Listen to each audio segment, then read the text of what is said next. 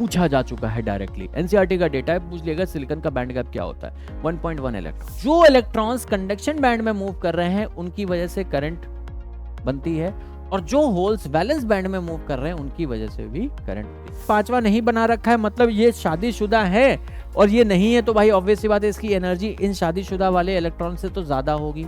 Reverse बाइजिंग में क्या होता है बच्चा पार्टी, रिवर्स बाइजिंग में जो सेमीकंडक्टर होता है वो काम नहीं करता, कोई करंट फ्लो नहीं होती। हेलो बच्चा पार्टी, क्या हाल चाल, कैसे आप सभी लोग, वेलकम टू माय क्लास। कैसे सारे प्यारे प्यारे बच्चे, आई होप सभी लोग बिल्कुल बढ़िया होंगे, मस्त होंगे और मजे में होंगे। तो आज अपन माइंड मैप सीरीज का लास्ट पार्ट खत्म करने वाले हैं, दैट इज सेमीकंडक्टर्स। ठीक है, तो काफी थ्योरेटिकल पार्ट है और नीट के पॉइंट ऑफ व्यू से काफी इंपॉर्टेंट भी है। ठीक है, तो हर एक कंसेप्ट को यहाँ पे बहुत अच्छे से कवर करते हुए चलेंगे और बहुत डिटेल में इसका माइंड मैप देखते हैं। ठीक है, तो सबसे पहला चीज आती है कि सेमीकंडक्टर, नाम से ही सुन के ऐसा लगता है, नाम क्या मतलब, काम भी एग्जैक्टली अगर बात करें तो सेमी अगर आप इसका नाम देखें तो क्या है बच्चा पार्टी, सेमी कंडक्टर। ठीक है, ये सेमी, तो नाम से ही समझ में आ रहा है कि यार ये उतना अच्छा कंडक्टर नहीं है जो मेटल्स हैं, तो हम ऐसी चीज को यूज ही क्यों कर रहे हैं। ठीक है, जब इनसे बेटर कंडक्टर्स अपने पास अवेलेबल, इनसे ज्यादा मटेरियल बेटर मटेरियल्स अवेलेबल है in terms of electrical conductivity, तो इनका काम ही क्या है, हम उसी से काम करते रहें। और मॉडर्न ये है, ये ज्यादा यूज में आ रहे हैं। तो रीजन क्या है बच्चा पार्टी, सेमीकंडक्टर्स को यूज करके फॉर कंप्यूटेशनल पर्पसेस। ठीक है, जैसे आप मोबाइल चला रहे हो, कंप्यूटर चला रहे हो, मोबाइल पे गेम्स खेल रहे हो, तो जितनी मॉडर्न इलेक्ट्रॉनिक डिवाइसेस हैं वहां पे हमारे पास एक रिक्वायरमेंट होती है कंट्रोल्ड फ्लो ऑफ इलेक्ट्रॉन्स। अगर आप इलेक्ट्रॉन्स को एक कंट्रोल्ड फ्लो में कंट्रोल्ड वे में फ्लो करा पाओगे, तभी उनसे कंप्यूटेशनल चीजें करा सकते हो। जैसे मोबाइल पे आप बड़े बड़े वीडियो गेम्स खेल ले रहे हो, मूवीज देख ले रहे हो, सीन्स चेंज हो रहे हैं, तो सोचो ना कहीं है तो उसमें बैटरी से चल रहा है, करंट फ्लो हो रहा है, करंट फ्लो होने की वजह से ही तुम्हें डिफरेंट डिफरेंट उसमें मल्टीटास्किंग कर पा रहे हो। तो वहां पे आपको क्या चाहिए, कंप्यूटेशनल टास्क चाहिए। और कंप्यूटेशनल टास्क कब कंप्लीट कर पाओगे, जब आप कंट्रोल्ड मैनर में इलेक्ट्रॉन्स को फ्लो करा। तो इससे पहले जो कंट्रोल्ड फ्लो ऑफ इलेक्ट्रॉन था वो होता था वैक्यूम ट्यूब्स के थ्रू। वैक्यूम ट्यूब्स के थ्रू, जिसलिए पुराने वाले जो टीवी होते थे भोपे वाले, तुम देखो वो बहुत ही मोटे होते थे, उनके पीछे एक वैक्यूम ट्यूब होती थी जिससे के थ्रू वो इलेक्ट्रॉन के फ्लो को कंट्रोल करते थे, और उस पर तुम क्या कहते हैं, कलर्ड या ब्लैक एंड व्हाइट टीवीज देख पाते थे। बट उनका ड्रॉबैक क्या था, बहुत ही बल्की थे, बहुत बड़े होते थे साइज में, और रिक्वायर्स वेरी हाई पावर। उनको चलने के लिए जो एनर्जी रिक्वायरमेंट थी बहुत ज़्यादा थी। इसीलिए अर्ली डेज में जो कंप्यूटर्स होते थे वो एक बिल्डिंग के साइज के इतने बड़े बड़े क्या कहते हैं कंप्यूटर्स होते थे, और उनकी कंप्यूटेशनल औकात जो होती थी बहुत छोटी होती थी। आज की डेट में देखो छोटे से छोटा, मतलब इतने छोटे छोटे से कंप्यूटर्स आने लगे हैं। आपका मोबाइल एक, मतलब कितना बड़ा वो कंप्यूटर है, उसकी कंप्यूटेशनल पावर कितनी ज़्यादा है, और कितनी छोटी सी डिवाइस होती, कितनी छोटी सी चिपसेट में वो आ जाता है। तो एक तो उनका साइज बहुत बड़ा था और पावर रिक्वायरमेंट बहुत ज़्यादा थी। अब मॉडर्न क्या आ चुके हैं, सेमीकंडक्टर्स के डेवलपमेंट के बाद, सेमीकंडक्टर्स मटेरियल के डेवलपमेंट के बाद, इनकी खोज के बाद जो कंट्रोल्ड फ्लो है सेमीकंडक्टर में भी पाया गया। अब सेमीकंडक्टर का एडवांटेज क्या होता है, बहुत छोटे साइज में होते हैं, लो पावर रिक्वायरमेंट होता है। तो ऑब्वियस सी बात है सेमीकंडक्टर्स का यूज जहां पे हैवी पावर रिक्वायरमेंट है वहां नहीं किया जा रहा, वहां किया जा रहा है जहां पे हमें कंप्यूटेशनल रिक्वायरमेंट है। जैसे कि अब देखो बच्चा पार्टी, तुम्हें एसी चलाना है, तो एसी में चलो मोबाइल वो रिमोट रिमोट चिपसेट वाली काम चीज है, लेकिन basic functionality of air conditioner जहां पे हैवी इलेक्ट्रिकल एनर्जी चाहिए, वो अभी भी जो है कंडक्टर्स कॉपर वायर पे या कंडक्टर्स के बेसिस पे किया है। जैसे रोजमर्रा की जिंदगी में हम फ्रिज चला रहे हैं, लाइट्स चला रहे हैं, पंखे चला रहे हैं, यहाँ पे जो मेजर काम हो रहा है वो किसके थ्रू हो रहा है, इलेक्ट्रिसिटी के आदान प्रदान का थ्रू कॉपर वायर्स हो रहा है, थ्रू कंडक्टर्स ही हो रहा है। सेमी कंडक्टर्स का यूज कहाँ पे ले रहा है, जहाँ पे हमें कंप्यूटेशनल स्मार्ट इलेक्ट्रॉनिक डिवाइसेस चाहिए, कंप्यूटेशनल रिक्वायरमेंट चाहिए, जैसे मोबाइल फोन्स हो गए, कंप्यूटर्स हो गए, लैपटॉप्स हो गए, यहाँ पे हमें कंप्यूटेशनल रिक्वायरमेंट चाहिए। तो यहाँ पे हम किसका यूज कर रहे हैं, सेमीकंडक्टर। तो समझ में आया सेमीकंडक्टर में क्या खासियत होती है, यहाँ पे हम इलेक्ट्रॉन के फ्लो को कंट्रोल कर सकते हैं अपनी आवश्यकता अनुसार। जो पहले वैक्यूम ट्यूब में कर सकते थे, बट वो क्या होते थे, बड़े होते थे साइज में और बहुत हाई पावर रिक्वायर होते थे। ये छोटे होते हैं और बहुत कम पावर रिक्वायर होते हैं, ये इनका एडवांटेज है। अब आगे बढ़ते हैं सेमीकंडक्टर्स की प्रॉपर्टीज पे, कंडक्टर, सेमीकंडक्टर और इंसुलेटर्स में डिफरेंस में। सबसे पहले रजिस्टिविटी जो कंडक्टर्स की होती है बहुत लो होती है, 10⁻⁻² से 10⁻⁻8 ओम मीटर के ऑर्डर की होती है। सेमीकंडक्टर्स की रजिस्टिविटी जो होती है कंडक्टर से तो कम होती है, सॉरी कंडक्टर से तो ज़्यादा होती है लेकिन इंसुलेटर से कम होती है। 10⁻⁻5 से 10⁻+6 ओम मीटर के ऑर्डर की होती है। और इनकी जो रजिस्टिविटी होती है बहुत हाई होती है, 10⁻11 से 10⁻19 ओम मीटर के ऑर्डर की होती है। सिमिलरली कंडक्टिविटी का डेटा दे रखा है, इनकी बहुत हाई होती है कंडक्टिविटी, इनकी लो होती है और इनकी सुपर लो होती है। 10⁻2 से 10⁻8 मोह पर ओम पर मीटर की ऑर्डर की कंडक्टिविटी होती है। इसकी 10⁵ से 10⁻⁻6 के ऑर्डर की होती है और इसकी 10⁻11 से 10⁻19 के ऑर्डर की होती है। टेम्परेचर कोफिशिएंट ये बहुत इंपॉर्टेंट है, नीट ने कम से कम 3 से 4 बार इस पे सवाल पूछ लिया है। टेम्परेचर टेम्परेचर डिपेंडेंसी पे। तो टेम्परेचर कोफिशिएंट इसका क्या होता है, पॉजिटिव होता है कंडक्टर का। मतलब कंडक्टर का टेम्परेचर अगर आप बढ़ाओगे तो उसकी रेजिस्टेंस क्या होगी बच्चा party, temperature coefficient of resistance, उसकी रेजिस्टेंस बढ़ती है। कंडक्टर्स के केस में जब आप उसे हीट करते हो, टेम्परेचर बढ़ाते हो तो उनकी रेजिस्टेंस बढ़ती है। लेकिन सेमी कंडक्टर्स और इंसुलेटर के केस में उल्टा है। सेमी कंडक्टर्स और इंसुलेटर के केस में अगर आप टेम्परेचर बढ़ाएंगे तो उनकी रेजिस्टिविटी कम होगी और कंडक्टिविटी बढ़ेगी। मतलब ज़्यादा टेम्परेचर पे सेमी कंडक्टर्स ज़्यादा अच्छा बिहेव करते हैं। तो टेम्परेचर बढ़ाने पे इनकी जो सेमी रेजिस्टिविटी होती है घटती है, क्योंकि रेजिस्टेंस कम हो रही है, रेजिस्टिविटी कम हो रही है, इसलिए इनकी टेम्परेचर कोफिशिएंट नेगेटिव आता है और इंसुलेटर का भी नेगेटिव आता है।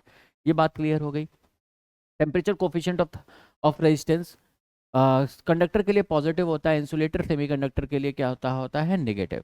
टेम्परेचर बढ़ाने पे कंडक्टर्स की रेजिस्टेंस बढ़ती है, कंडक्टिविटी घटती है। लेकिन उल्टा होता है सेमीकंडक्टर और इंसुलेटर में। सेमीकंडक्टर्स और इंसुलेटर में टेम्परेचर बढ़ाने से रेजिस्टेंस घटती है और कंडक्टिविटी इंप्रूव होती है। ठीक है। यहाँ पे जो मेजरली करंट होता है due to drift of electron होता है, फ्री इलेक्ट्रॉन्स जो होते हैं उनके फ्लो की वजह से यहाँ पे करंट मिलता है। सेमीकंडक्टर्स में इलेक्ट्रॉन और होल्स दोनों की वजह से मिलता है। थर्ड केस में इंसुलेटर में कोई भी करंट का फ्लो नहीं होता, या फिर करंट फ्लो कराने के लिए जो पोटेंशियल डिफरेंस या एनर्जी रिक्वायरमेंट है वो इतनी ज़्यादा होती है कि हम प्रैक्टिकली मान लेते हैं कि कोई करंट फ्लो नहीं हो रहा। यहाँ तक कंफर्टेबल है, क्लियर है, मस्त है, मजे में है।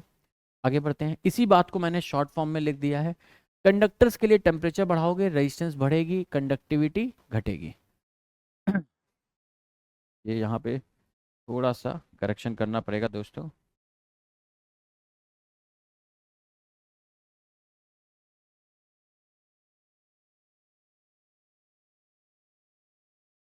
एक मिनट, सॉरी।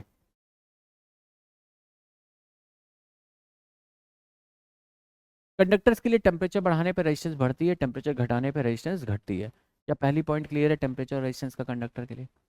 सेमी कंडक्टर के लिए टेम्परेचर बढ़ाने पर रेजिस्टेंस घटेगी और टेम्परेचर घटाने पर रेजिस्टेंस बढ़ेगी, उल्टा रिलेशन होता है।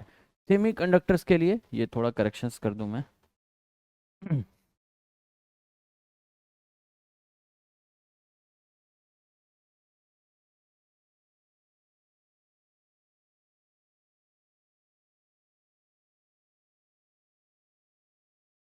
सेमीकंडक्टर पे अगर आप टेम्परेचर बढ़ाएंगे तो उसकी रेजिस्टेंस क्या होगी बच्चा पार्टी, घटती है। और अगर टेम्परेचर घटाएंगे तो रेजिस्टेंस बढ़ेगी।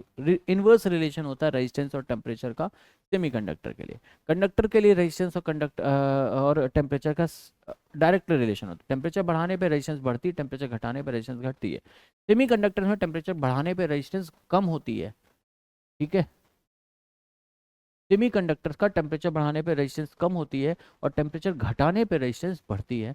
सेम विद इंसुलेटर, इंसुलेटर का भी अगर आप टेम्परेचर बढ़ाएंगे तो रेजिस्टेंस कम होगी और अगर टेम्परेचर घटाएंगे तो रेजिस्टेंस बढ़ती चली जाएगी। ये बात क्लियर है, temperature, effect of temperature on resistance. आगे बढ़ते हैं नेक्स्ट आंसर। अब देखो बच्चा पार्टी, सेमीकंडक्टर्स को समझने के लिए तुम्हें एक थ्योरी समझनी पड़ेगी, एनर्जी बैंड थ्योरी। कई बार सवाल आ जाता है कि ये एनर्जी बैंड थ्योरी किसने दी थी। तो पॉलीज नाम के एक साइंटिस्ट थे। पॉलीज एक्सक्लूजन प्रिंसिपल कहते हैं। केमिस्ट्री में पढ़ा भी होगा।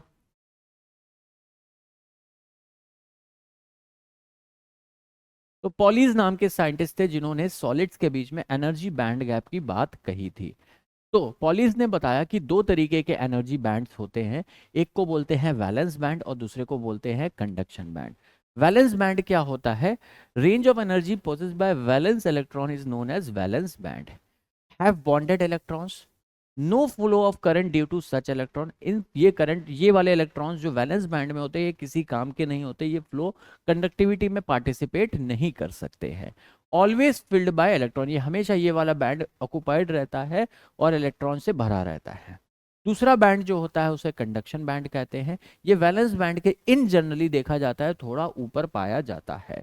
तो range of energy possessed by free electron, जो फ्री इलेक्ट्रॉन जिस एनर्जी पोजेस करते हैं उस एनर्जी लेवल को कंडक्शन बैंड कहते हैं।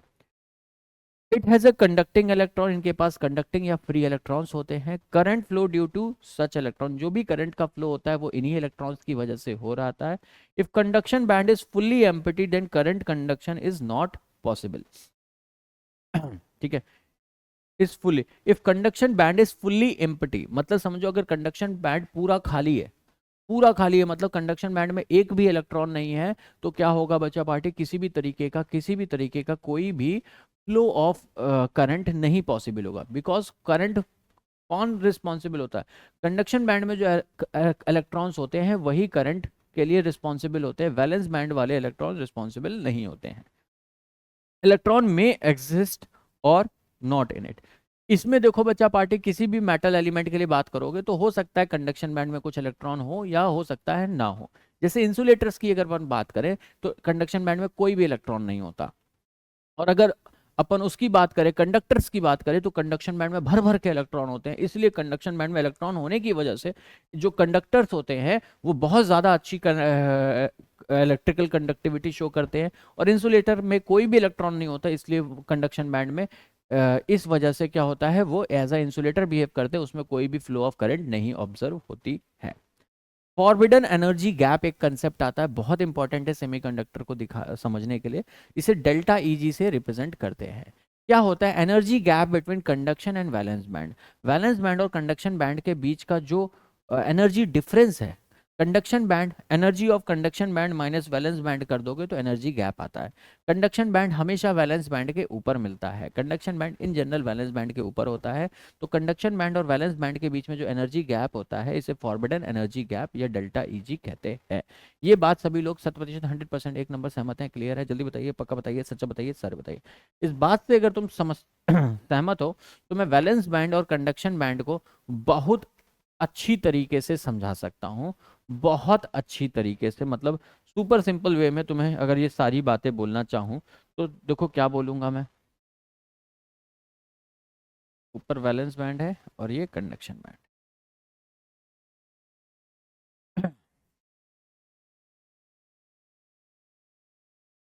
कंडक्शन, कंडक्शन बैंड और वैलेंस बैंड समझो। वैलेंस बैंड के जो इलेक्ट्रॉन होते हैं, वैलेंस बैंड के जो इलेक्ट्रॉन्स होते हैं वो बेसिकली क्या होते हैं? बॉन्डिंग में पार्टिसिपेट, केमिकल बॉन्डिंग चैप्टर पढ़ा था, बॉन्ड फॉर्मेशन करते हैं, तो बॉन्डिंग में पार्टिसिपेट करते हैं। सिंपली ऐसा समझ लो, वैलेंस बैंड के वो इलेक्ट्रॉन्स मतलब शादीशुदा आदमी, ठीक है, उसकी औकात नहीं है बिना परमिशन के घर से बाहर निकल जाए। निकलेगा भी तो हद से हद सब्जी लेने जाएगा, फिर तुरंत वापस आ जाएगा। तो वैलेंस बैंड मतलब वो सारे लोग जिनकी शादी हो चुकी है, ठीक है, वो सारे लोग जो शादीशुदा हैं, बॉन्डिंग में पार्टिसिपेट कर चुके हैं, अब वो फ्री नहीं है मूव करने के लिए। कंडक्शन बैंड बैचलर्स जैसे हैं, कहीं भी घूम सकते हैं, चाय पीने भी कहीं भी जा रहे हैं, फिर कहीं भी निकल ले रहे हैं। तो ये आवारा टाइप के होते हैं, कहीं भी निकल सकते हैं, ये फ्री हैं, इनके ऊपर कोई ऑब्लिगेशंस नहीं है, ये किसी बॉन्डिंग में पार्टिसिपेट नहीं कर रहे हैं, इन्हें कोई पकड़ के रोके हुए नहीं है, ये फ्री है मूव करने के लिए। तो ऑब्वियसली बात बताओ, अगर लाइफ इंजॉय करनी है, बढ़िया है, मजे करने हैं, घूमने हैं, मतलब फुल टूस मस्ती करनी है, तो वो वैलेंस बैंड शादीशुदा वाला आदमी कर सकता है या बैचलर आदमी, फ्री आदमी कर सकता है, जिसे कोई रोकने टोकने वाला नहीं है।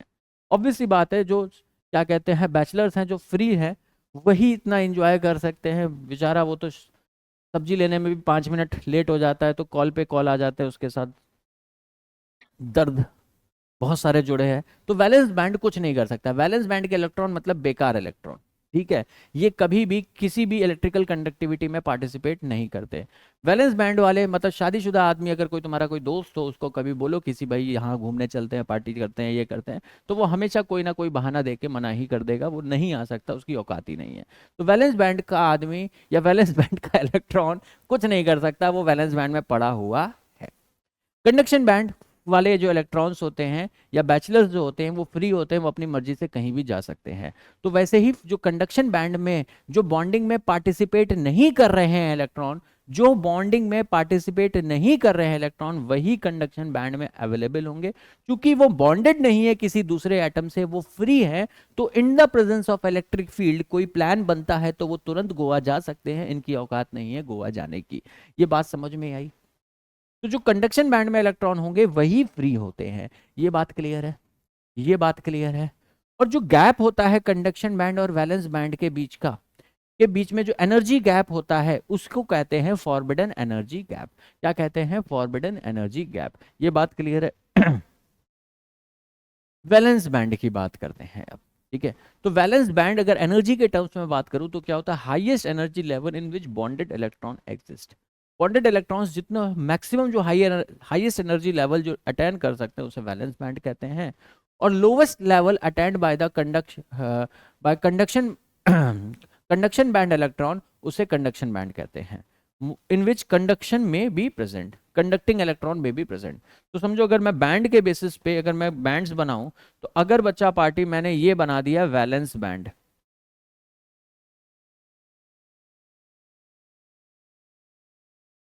तो ये हो गया तुम्हारा कंडक्शन बैंड।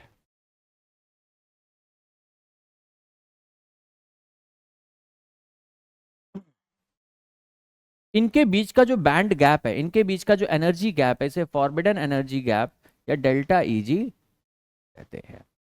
बस लाइफ एंजॉय करने के लिए वैलेंस बैंड से कंडक्शन बैंड में आने की जरूरत है।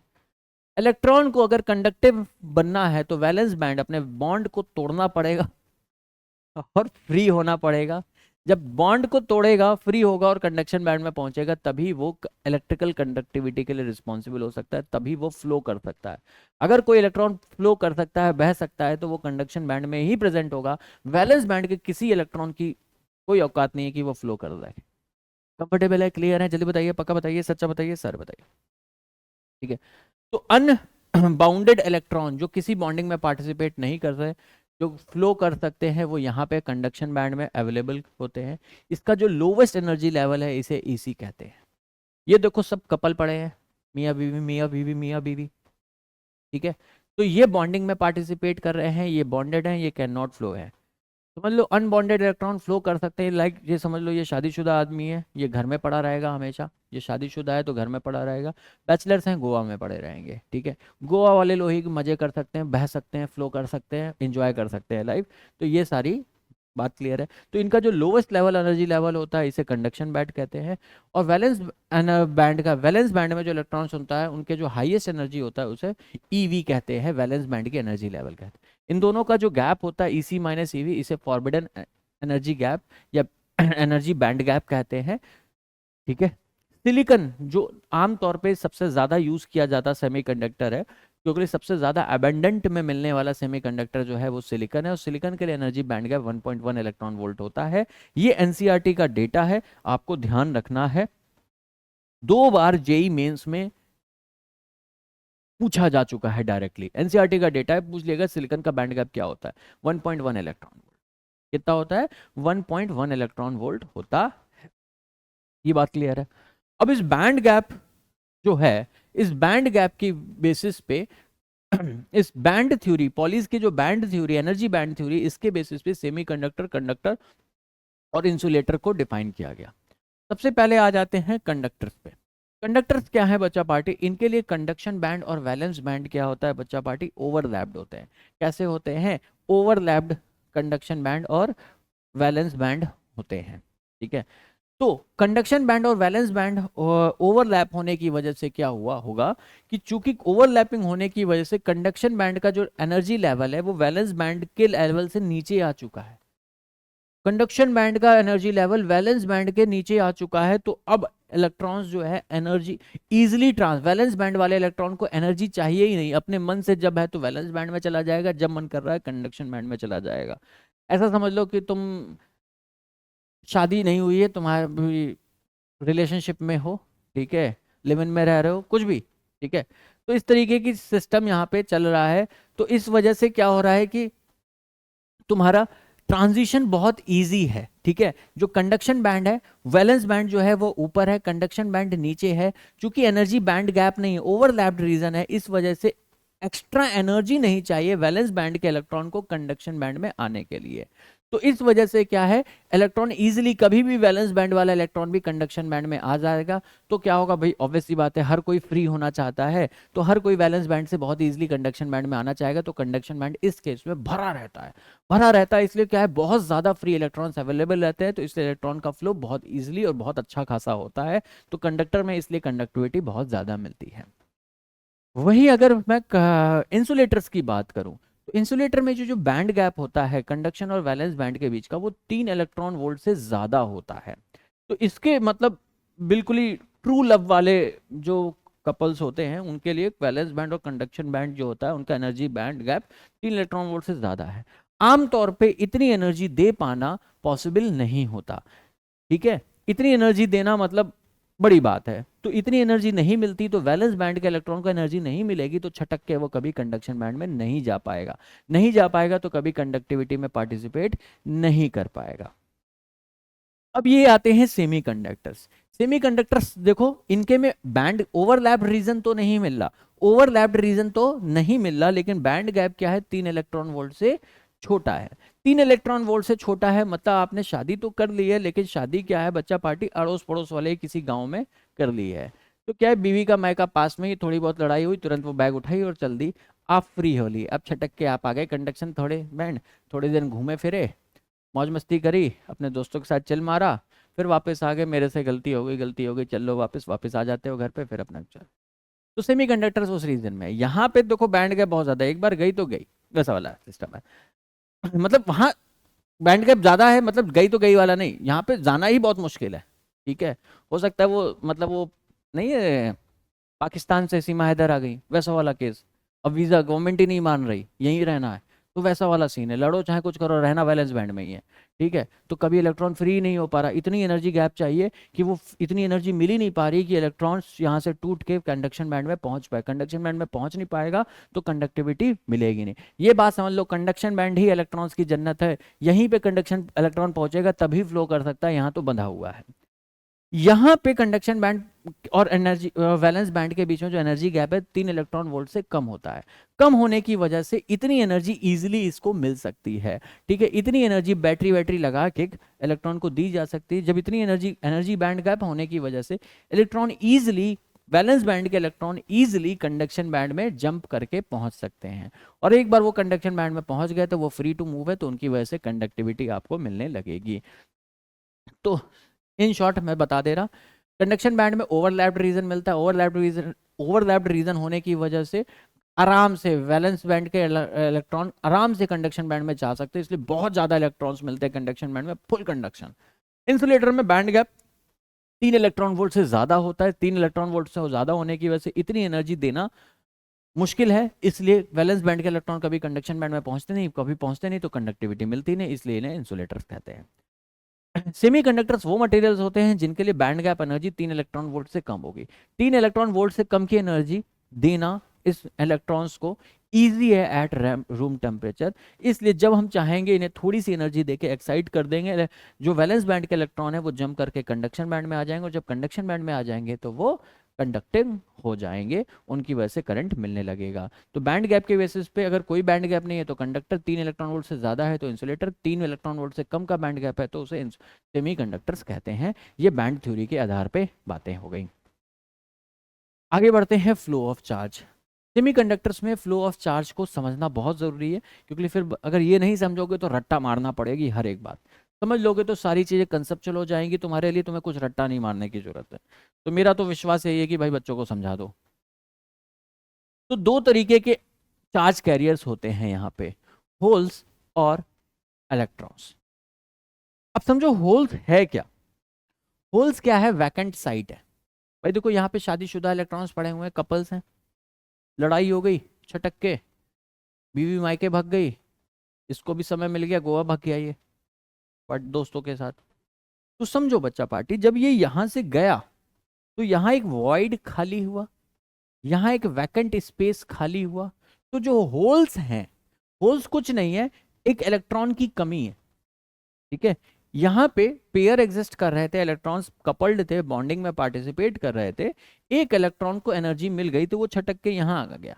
तो उसने क्या अपनी जगह खाली कर दी, अपनी जगह खाली कर दी। क्या उस जगह को कोई दूसरा इलेक्ट्रॉन आके फिल कर सकता है? बिल्कुल उसकी जगह ले सकता है, तो ये रिस्क भी होता है थोड़ा, ठीक है। तो इलेक्ट्रॉन उसकी जगह आके ले सकता है, लेकिन जो भी इलेक्ट्रॉन आके उसकी जगह लेगा तो क्या वो अपनी जगह छोड़ के आएगा? तो वहां पे होल्स जनरेट हो जाएंगे। मान लो अब यहाँ पे होल आ गया तो पीछे वाला इलेक्ट्रॉन आया कि मैं इसके होल को एक्वायर कर लेता हूँ, तो अगर वो अपनी पोजीशन छोड़ के आएगा तभी तो इसके होल को एक्वायर करेगा। तो वो जहां पे इलेक्ट्रॉन था वो जगह पे खाली हो गई। तो जो जगह मतलब जहां से इलेक्ट्रॉन छटक के ऊपर अगर गया तो जितने इलेक्ट्रॉन यहां से कूद के यहाँ पे जाएंगे उतने होल्स यहाँ पे क्रिएट होंगे, उतनी वैकेंट साइट्स क्रिएट होंगी। तो समझना, होल्स जो होते हैं, दो तरीके के चार्ज कैरियर्स होते हैं सेमीकंडक्टर्स में, एक को होल्स कहते हैं और इलेक्ट्रॉन्स। होल्स यहीं पे वैलेंस बैंड में ही एग्जिस्ट कर सकते हैं, कभी कंडक्शन बैंड में नहीं एग्जिस्ट कर सकते, बिकॉज इलेक्ट्रॉन जो बॉन्डेड इलेक्ट्रॉन थे, होल्स मतलब जो बॉन्डिंग में इलेक्ट्रॉन पार्टिसिपेट कर रहे थे, कोई बॉन्ड टूटा है, किसी के घर कलेश हुआ है, तो जो शादीशुदा होगा वही तो मतलब समझ रहे हो, लड़ाई वड़ाई कुछ भी तो भी होगी। तो इलेक्ट्रॉन जो बॉन्डिंग में पार्टिसिपेट कर रहा है वो इलेक्ट्रॉन छटक के अगर यहां आया तो वहां वैकेंट साइट क्रिएट हो रही है, उसी वैकेंट साइट को होल कह रहे हैं। तो होल सिर्फ और सिर्फ वैलेंस बैंड में एग्जिस्ट कर सकता है, होल कभी कंडक्शन बैंड में आ ही नहीं सकता। और होल अगर जितने ज्यादा होल्स होंगे वैलेंस बैंड में एक सेमीकंडक्टर के लिए उतना अच्छा है, क्योंकि होल हुआ तो उसकी पोजीशन को भरने के लिए दूसरा इलेक्ट्रॉन आएगा तो उसकी जगह होल क्रिएट होगा, तो इस तरह से होल भी फ्लो मूव करेंगे, ठीक है। तो जो करंट होता है वो एक तो होल के मूवमेंट की वजह से मिलता है, और इलेक्ट्रॉन इलेक्ट्रॉन कंडक्शन बैंड में ही मूव कर सकते हैं। वैलेंस बैंड, होल सिर्फ वैलेंस बैंड में मूव कर सकते हैं। मूव क्या, होल्स तो वैलेंस बैंड में ही अवेलेबल होंगे, होल्स कभी कंडक्शन बैंड में क्रिएट ही नहीं हो सकता। होल्स अगर बनेगा, होल बनेगा, होल्स या वैकेंट साइट अगर बनेगी तो वो सिर्फ वैलेंस बैंड में ही बनेगी, कभी कंडक्शन बैंड में एग्जिस्ट ही नहीं कर सकती। और जो अगर ये सिर्फ वैलेंस बैंड में ही एग्जिस्ट कर सकता है तो ये मूवमेंट भी कहां कर सकता है, वैलेंस बैंड में। तो देखो, flow of holes can exist only in valence band, holes सिर्फ और सिर्फ वैलेंस बैंड में ही एग्जिस्ट कर सकते हैं। Flow of holes in valence band is responsible for current, holes जब वैलेंस बैंड में मूव करते हैं तो उसकी वजह से भी एक करंट मिलती है। दूसरा बात करते हैं फ्लो ऑफ इलेक्ट्रॉन्स की। इलेक्ट्रॉन्स दोनों जगह एग्जिस्ट कर सकते हैं भाई, वैलेंस बैंड में शादीशुदा हैं और कंडक्शन बैंड में सिंगल बैचलर्स वाले इलेक्ट्रॉन है जो फ्री हैं, exist in both valence band and conduction band, ठीक है। Can flow only in conduction, देखो एग्जिस्ट दोनों जगह करते हैं लेकिन फ्लो इंजॉय वो सिर्फ कंडक्शन बैंड में कर सकते हैं। मेरी बात आ रही है समझ में? Flow of electron in conduction band is responsible for current, जो इलेक्ट्रॉन्स कंडक्शन बैंड में मूव कर रहे हैं उनकी वजह से करंट बनती है, और जो होल्स वैलेंस बैंड में मूव कर रहे हैं उनकी वजह से भी करंट होती है। तो करंट दो तरीके से आएगी, due to electrons movement, due to holes movement. Holes सिर्फ और सिर्फ वैलेंस बैंड में मूव कर सकते हैं और इलेक्ट्रॉन सिर्फ और सिर्फ कंडक्शन बैंड में मूव कर सकते हैं। होल्स पाए कहां जाते हैं, होल्स पाए सिर्फ और सिर्फ वैलेंस बैंड में पाए जाते हैं, कंडक्शन बैंड में कभी भी कोई होल नहीं बन सकता। इलेक्ट्रॉन्स कहां पाए जाते हैं, दोनों जगह पाए जाते हैं, वैलेंस बैंड में भी कंडक्शन बैंड में भी। वैलेंस बैंड में बॉन्डेड इलेक्ट्रॉन पाए जाते हैं और कंडक्शन बैंड में अनबॉन्डेड फ्री इलेक्ट्रॉन्स पाए जाते हैं। यहां तक कंफर्टेबल हो गए, क्लियर हो गए? जल्दी बताइए, पक्का बताइए, सच्चा बताइए, सारे बताइए। अब सवाल आता है कि भाई सेमीकंडक्टर्स की कंडक्टिविटी कैसी बढ़ाई जाए। तो सेमीकंडक्टर्स की कंडक्टिविटी बढ़ाने के दो तरीके हैं भाई। सेमीकंडक्टर की कंडक्टिविटी के लिए कौन कौन रिस्पॉन्सिबल है? इलेक्ट्रॉन्स रिस्पॉन्सिबल है और होल्स रिस्पॉन्सिबल है, ठीक है। तो इलेक्ट्रॉन की तादाद अगर तुमने कंडक्शन बैंड में बढ़ा दी, सिंगल मतलब इलेक्ट्रॉन तो रिस्पॉन्सिबल है लेकिन सारे इलेक्ट्रॉन्स थोड़ी ना पार्टिसिपेट करते हैं कंडक्टिविटी में। कौन से पार्टिसिपेट करते हैं? जो बैचलर्स हैं, सिंगल है, मतलब कहाँ पे हैं, गोवा में है, कंडक्शन बैंड में है। तो कंडक्शन बैंड के इलेक्ट्रॉन की तादाद बढ़ा दो, increase the number of electrons in, increase the number of electrons in ये क्या गलत लिख दिया है? Increase the number of electrons in conduction band,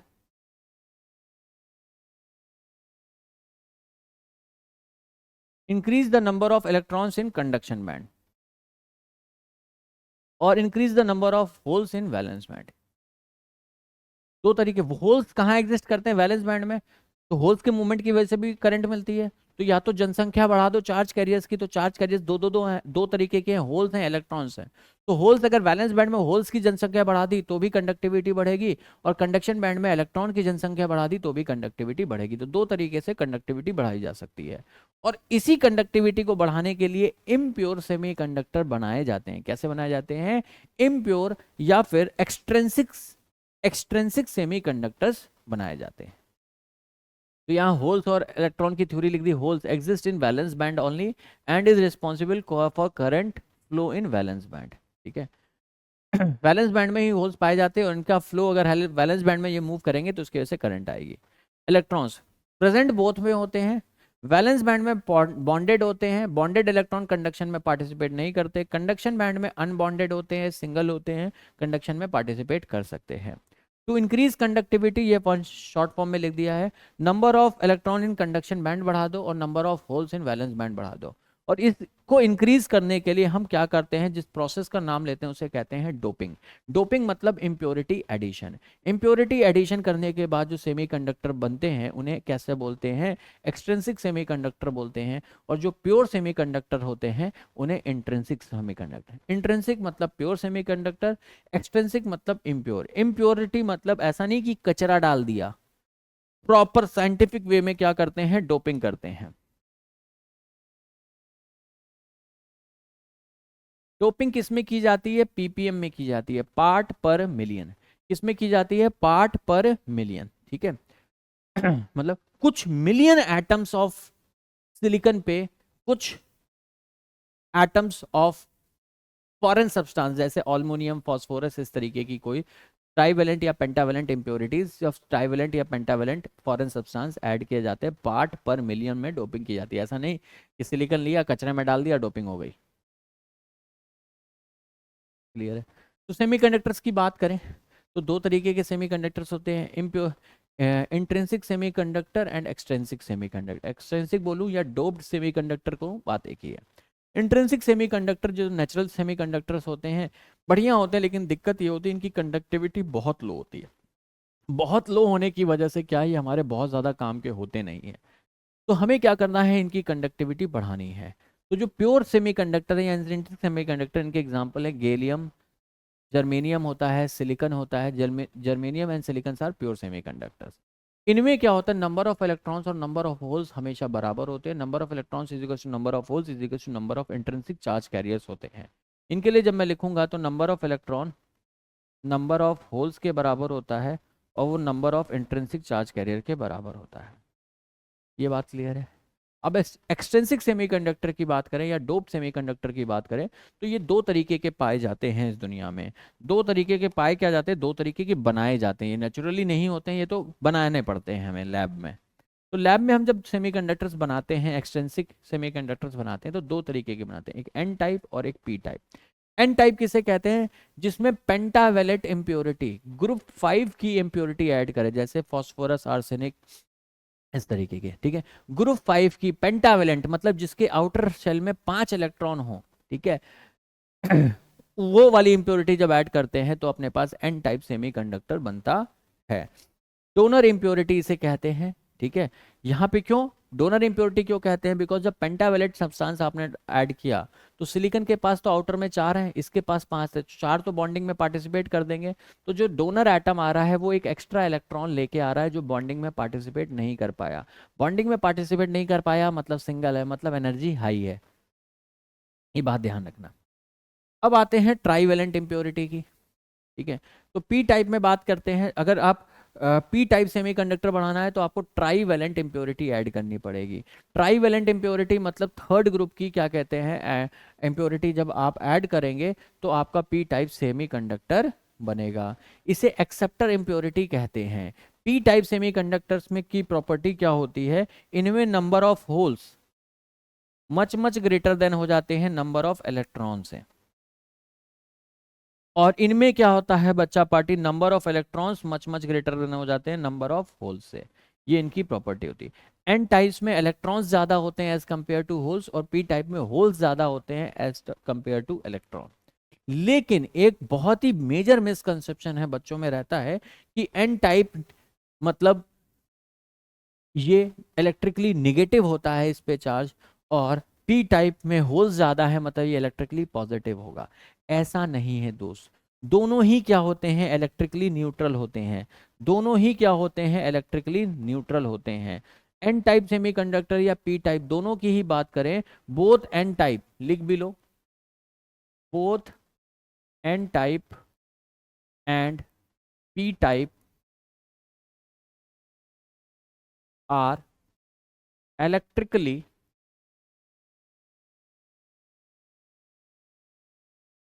neutral. N type semiconductor की बात करूं या पी टाइप सेमीकंडक्टर की बात करूं, दोनों के दोनों क्या होते हैं, इलेक्ट्रिकली न्यूट्रल। अब समझो क्यों न्यूट्रल होते हैं। सर आप तो कहते हैं कि पेंटावेलेंट एक इलेक्ट्रॉन एक्स्ट्रा था। अबे पेंटावेलेंट पूरा का पूरा एटम डाला है, ठीक है। तो मान लो बच्चा पार्टी मैंने फास्फोरस की इम्प्योरिटी ऐड करी सिलिकॉन में, सॉरी सिलिकॉन था, N type pure silicon semiconductor लिया, प्योर सेमीकंडक्टर में मैंने फास्फोरस का एलिमेंट ऐड किया। तो फास्फोरस के एक जो भी मैंने एटम्स ऐड किए, जितने भी एटम्स मैंने ऐड किए, तो उनके पास जितने नंबर ऑफ प्रोटॉन होंगे उतने ही नंबर ऑफ इलेक्ट्रॉन। 5 जो है वो वैलेंस बैंड में है। भाई वैलेंस बैंड में सभी के नंबर ऑफ इलेक्ट्रॉन्स डिफरेंट हो सकते हैं, लेकिन अगर कोई भी एलिमेंट नेचुरली एग्जिस्ट कर रहा है तो वो तो एज अ न्यूट्रल एग्जिस्ट कर रहा है ना। किसी भी एटम के लिए मैं जनरल बात करता हूं तो जितने नंबर ऑफ प्रोटॉन होते हैं उतने ही नंबर ऑफ इलेक्ट्रॉन्स होते हैं, हर एक एलिमेंट इलेक्ट्रिकली न्यूट्रल है। तो एक फास्फोरस का पूरा पूरा एलिमेंट एक न्यूट्रल एलिमेंट में डाला तो ओवरऑल चार्ज न्यूट्रलिटी मेंटेन रहेगी क्या। इलेक्ट्रॉन की कंसंट्रेशन प्रोटॉन से ज्यादा नहीं है, होल्स हैं ये, प्रोटॉन नहीं है। अगर number of electron greater than number of proton लिखता तो तुम कहते ना ये निगेटिवली चार्ज है। होल्स वैकेंट साइट है, इलेक्ट्रॉन जो है छोड़ के कहीं गया नहीं है, वैलेंस बैंड से कंडक्शन बैंड में गया है, एलिमेंट को नहीं छोड़ दिया। ऐसा नहीं कि इलेक्ट्रॉन निकल ही गया, मेटल के बाहर निकल गया, मेटल के बाहर नहीं निकला है, एलिमेंट के बाहर नहीं निकला है, वो बस वैलेंस बैंड की जगह कंडक्शन बैंड में चला गया है। तो इलेक्ट्रॉन है तो वहां पे ना, तो उसी की तो वैकेंट साइट है। तो जो एक्स्ट्रा इलेक्ट्रॉन गया कंडक्शन बैंड में तो यहां पे होल छोड़ के गया है वो वहीं पे। तो ना एन टाइप ना पी टाइप दोनों ही इलेक्ट्रिकली न्यूट्रल होते हैं, दोनों में ही number of electrons, total number of electrons और total number of protons same होते हैं। जो डिफरेंस होता है वो कंसंट्रेशन में होता है होल्स की। होल्स और प्रोटॉन अलग अलग चीजें हैं। होल्स और प्रोटॉन, होल्स मतलब वैकेंट साइट, प्रोटॉन मतलब प्रॉपर एक पार्टिकल है, ठीक है। तो यहां पे नंबर ऑफ इलेक्ट्रॉन्स ज्यादा होते हैं नंबर ऑफ होल से, और वहां नंबर ऑफ होल्स ज्यादा हो जाते हैं नंबर ऑफ इलेक्ट्रॉन से। और टेक्निकल शब्दों में सुनना चाहते हो तो सुनो, number of electron in conduction band, overall total electrons की बात भी नहीं कर रहे हैं। ये एन एनएच क्या है, ये एन क्या है, number of electrons in conduction band, और ये एनएच क्या है, number of holes in valence band. तो number of electrons in conduction band में इलेक्ट्रॉन की जनसंख्या होल्स की जनसंख्या जो वैलेंस बैंड में होती है उससे बढ़ जाती है। और जब मैं पी टाइप सेमीकंडक्टर्स की बात करता हूं उसमें जो होल्स की जनसंख्या होती है वैलेंस बैंड में, होल्स की जनसंख्या होती है वैलेंस बैंड में, वो ज्यादा मिलती है as compare to number of electron in conduction band.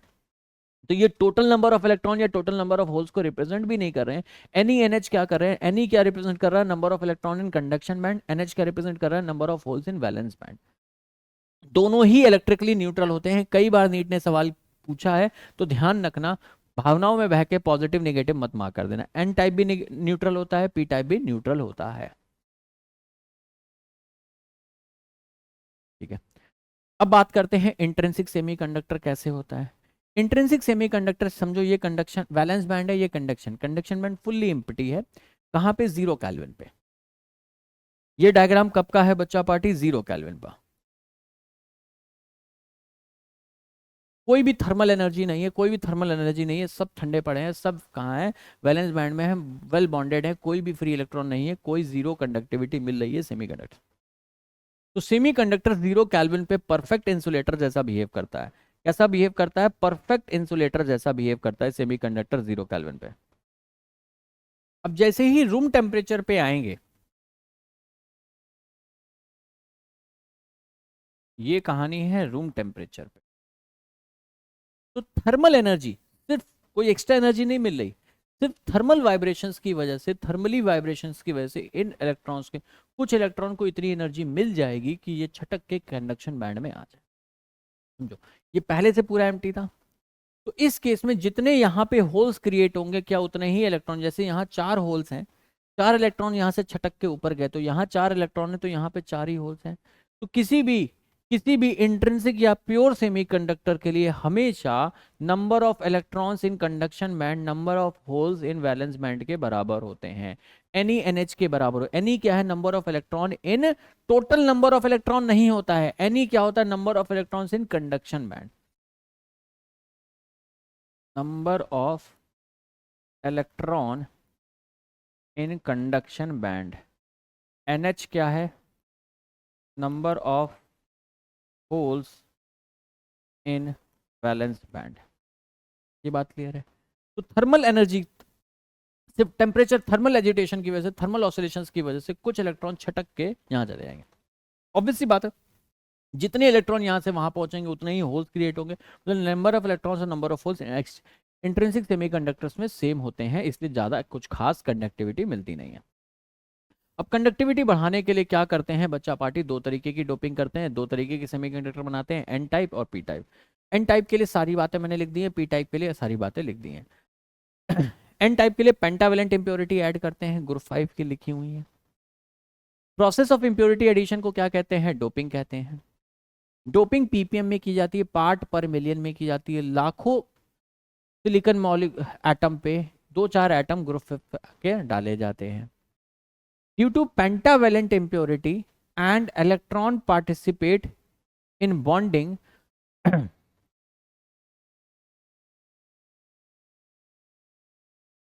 Pentavalent impurity होने की वजह से क्या होता है दोस्त?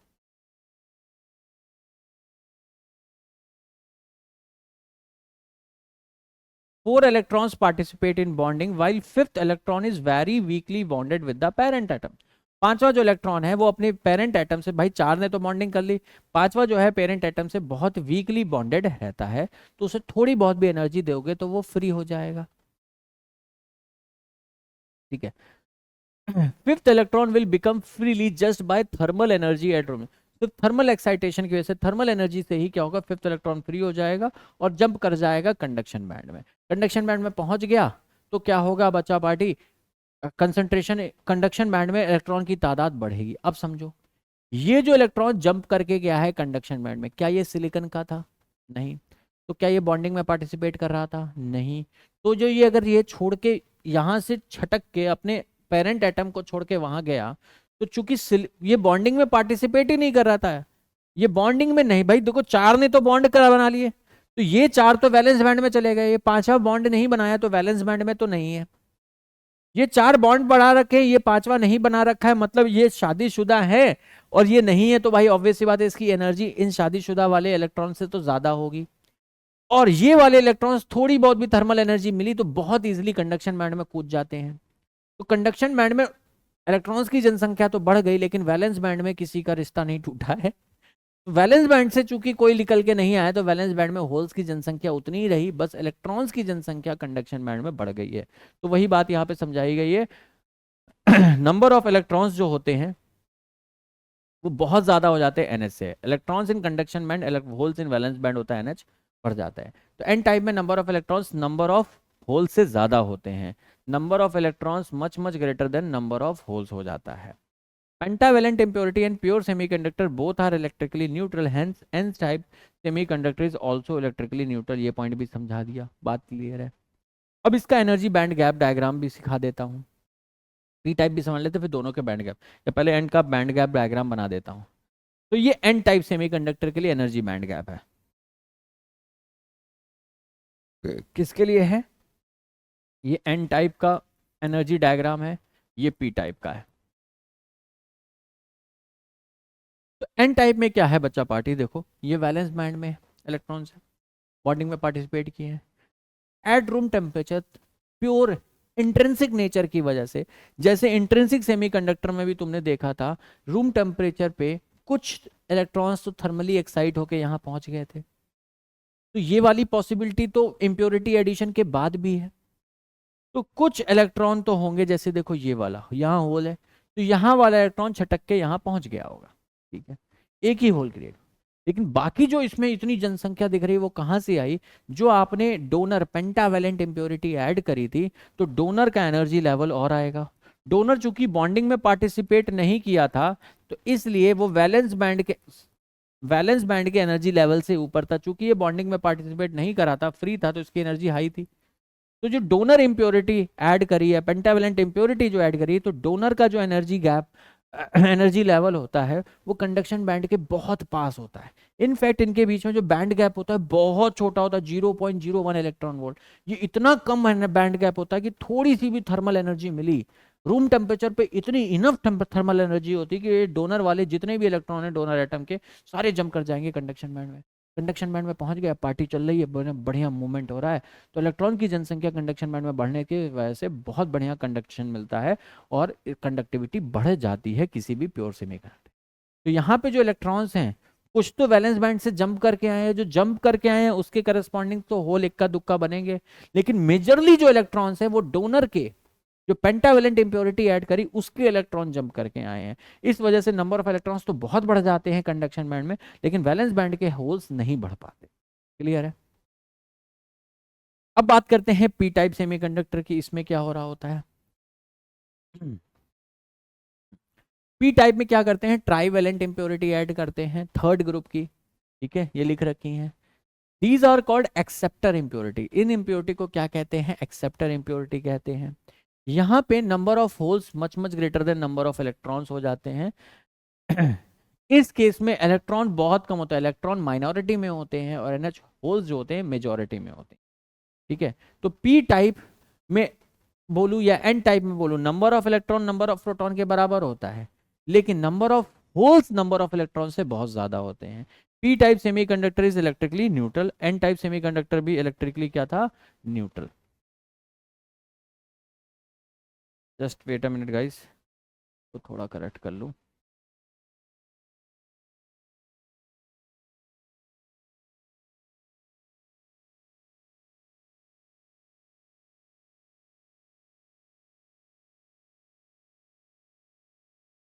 Number of electron number of proton से ज्यादा होते हैं, number of electron in conduction band number of holes in valence band से ज्यादा होते हैं, ठीक है। लेकिन इलेक्ट्रॉन और प्रोटॉन का नंबर सेम होता है, इलेक्ट्रॉन और प्रोटॉन का सेम होता है, इसलिए ये इलेक्ट्रिकली न्यूट्रल होता है।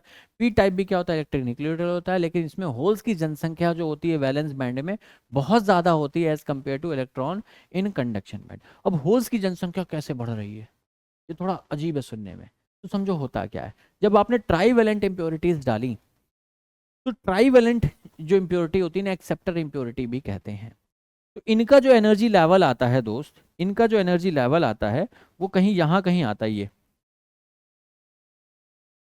वैलेंस बैंड के बहुत पास में होता है। वैलेंस बैंड के बहुत पास में होने के वजह से क्या हुआ कि यहाँ के जो इलेक्ट्रॉन हैं ये फ्री होके बहुत इजीली यहाँ पे आ सकते हैं। इस पे इनके बीच में एनर्जी बैंड गैप बिल्कुल भी नहीं है, इनके बीच में एनर्जी बैंड गैप बिल्कुल भी नहीं है। ऐसा समझ लो कि शादीशुदा हो तुम, लेकिन क्या हुआ कि बीवी के घर वाले घर पे आ गए तुम्हारे, तो बीवी के घर वालों के प्रेजेंस में तुम्हें उसकी पावर खत्म हो जाती है, ठीक है। उसके घर वाले तुम्हें लेके ज्यादा प्रोटेक्टिव हो जाते हैं।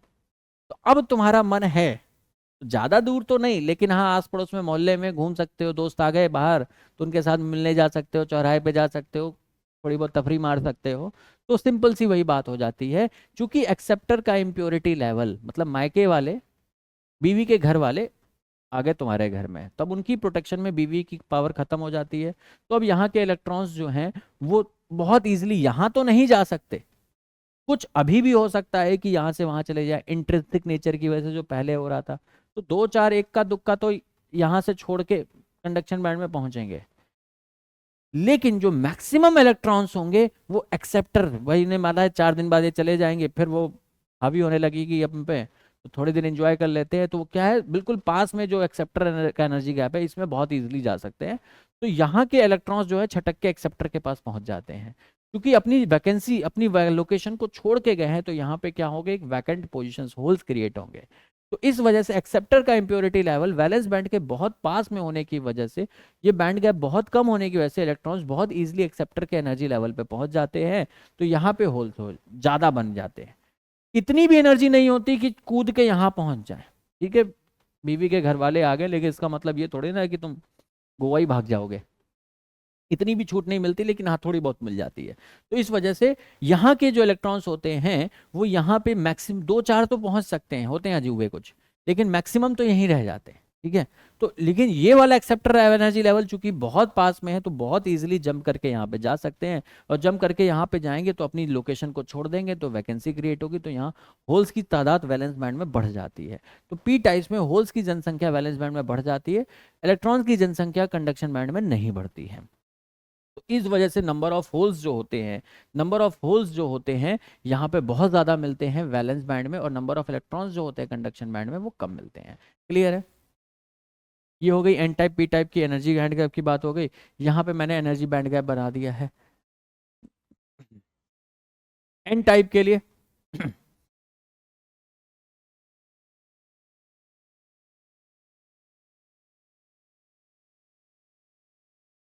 ये इम्प्योरिटी लेवल है।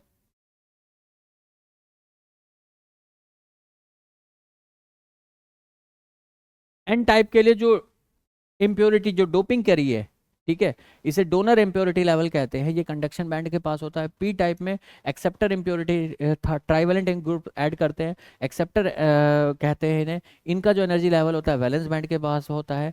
और चूंकि प्योर सेमीकंडक्टर है, कोई डोपिंग नहीं करी है, तो कोई बीच में कोई बैंड गैप, कोई भी एक एक्स्ट्रा लेवल नहीं है, सिर्फ वैलेंस बैंड है और कंडक्शन बैंड है। तो on the basis of energy band gap अगर मैं बात करूँ, तो एन टाइप के में एक एक्स्ट्रा बैंड आ जाएगा जिसे एक डोनर इम्प्योरिटी कहते हैं, जो कि कंडक्शन बैंड के पास होगा।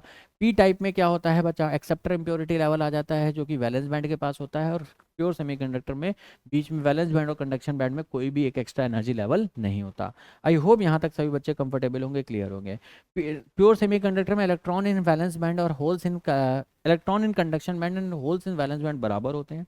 पी टाइप सेमीकंडक्टर्स में होल्स बहुत ज़्यादा होते हैं, इलेक्ट्रॉन्स बहुत कम होते हैं। एन टाइप सेमीकंडक्टर में नंबर ऑफ इलेक्ट्रॉन्स बहुत ज़्यादा होते हैं, नंबर ऑफ होल्स कम होते हैं। आई होप यहाँ तक कंफर्टेबल होंगे, क्लियर होंगे। अब एक और इंपॉर्टेंट डिस्कशन है मोबिलिटी को लेके। Mobility of electron is higher than the holes, ये बात समझना, ये बहुत प्यारा कंसेप्ट है।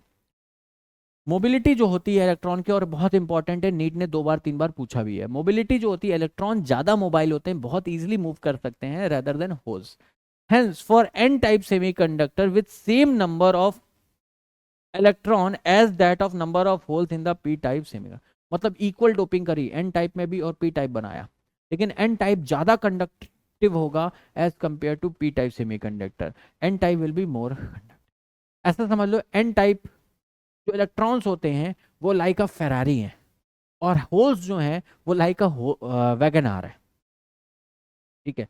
तो अब रेस हुई, ट्रैक बन गया, ट्रैक बिल्कुल दोनों के लिए सेम है, ठीक है, लेकिन अब भाई इलेक्ट्रॉन मतलब फेरारी की स्पीड से जा रहा है और होल्स वैगन आर की स्पीड से जा रहा है, इलेक्ट्रॉन ज्यादा मोबाइल है एज कंपेयर टू होल, तो नंबर कंसेंट्रेशन सेम होने की वजह से भी इलेक्ट्रॉन एन टाइप सेमीकंडक्टर ज्यादा अच्छा कंडक्ट करेगा, ज्यादा कंडक्टिंग होगा as compare to P type, ठीक है। तो मोबिलिटी का इंपैक्ट समझ लेना, इलेक्ट्रॉन ज्यादा मोबाइल होता है एज कंपेयर टू होल, इस वजह से सेम कंसेंट्रेशन पे डोप्ड जो एन टाइप बनेगा और एक पी टाइप होगा, एन टाइप ज्यादा बेटर कंडक्टिविटी शो करेगा as compare to P type semiconductor.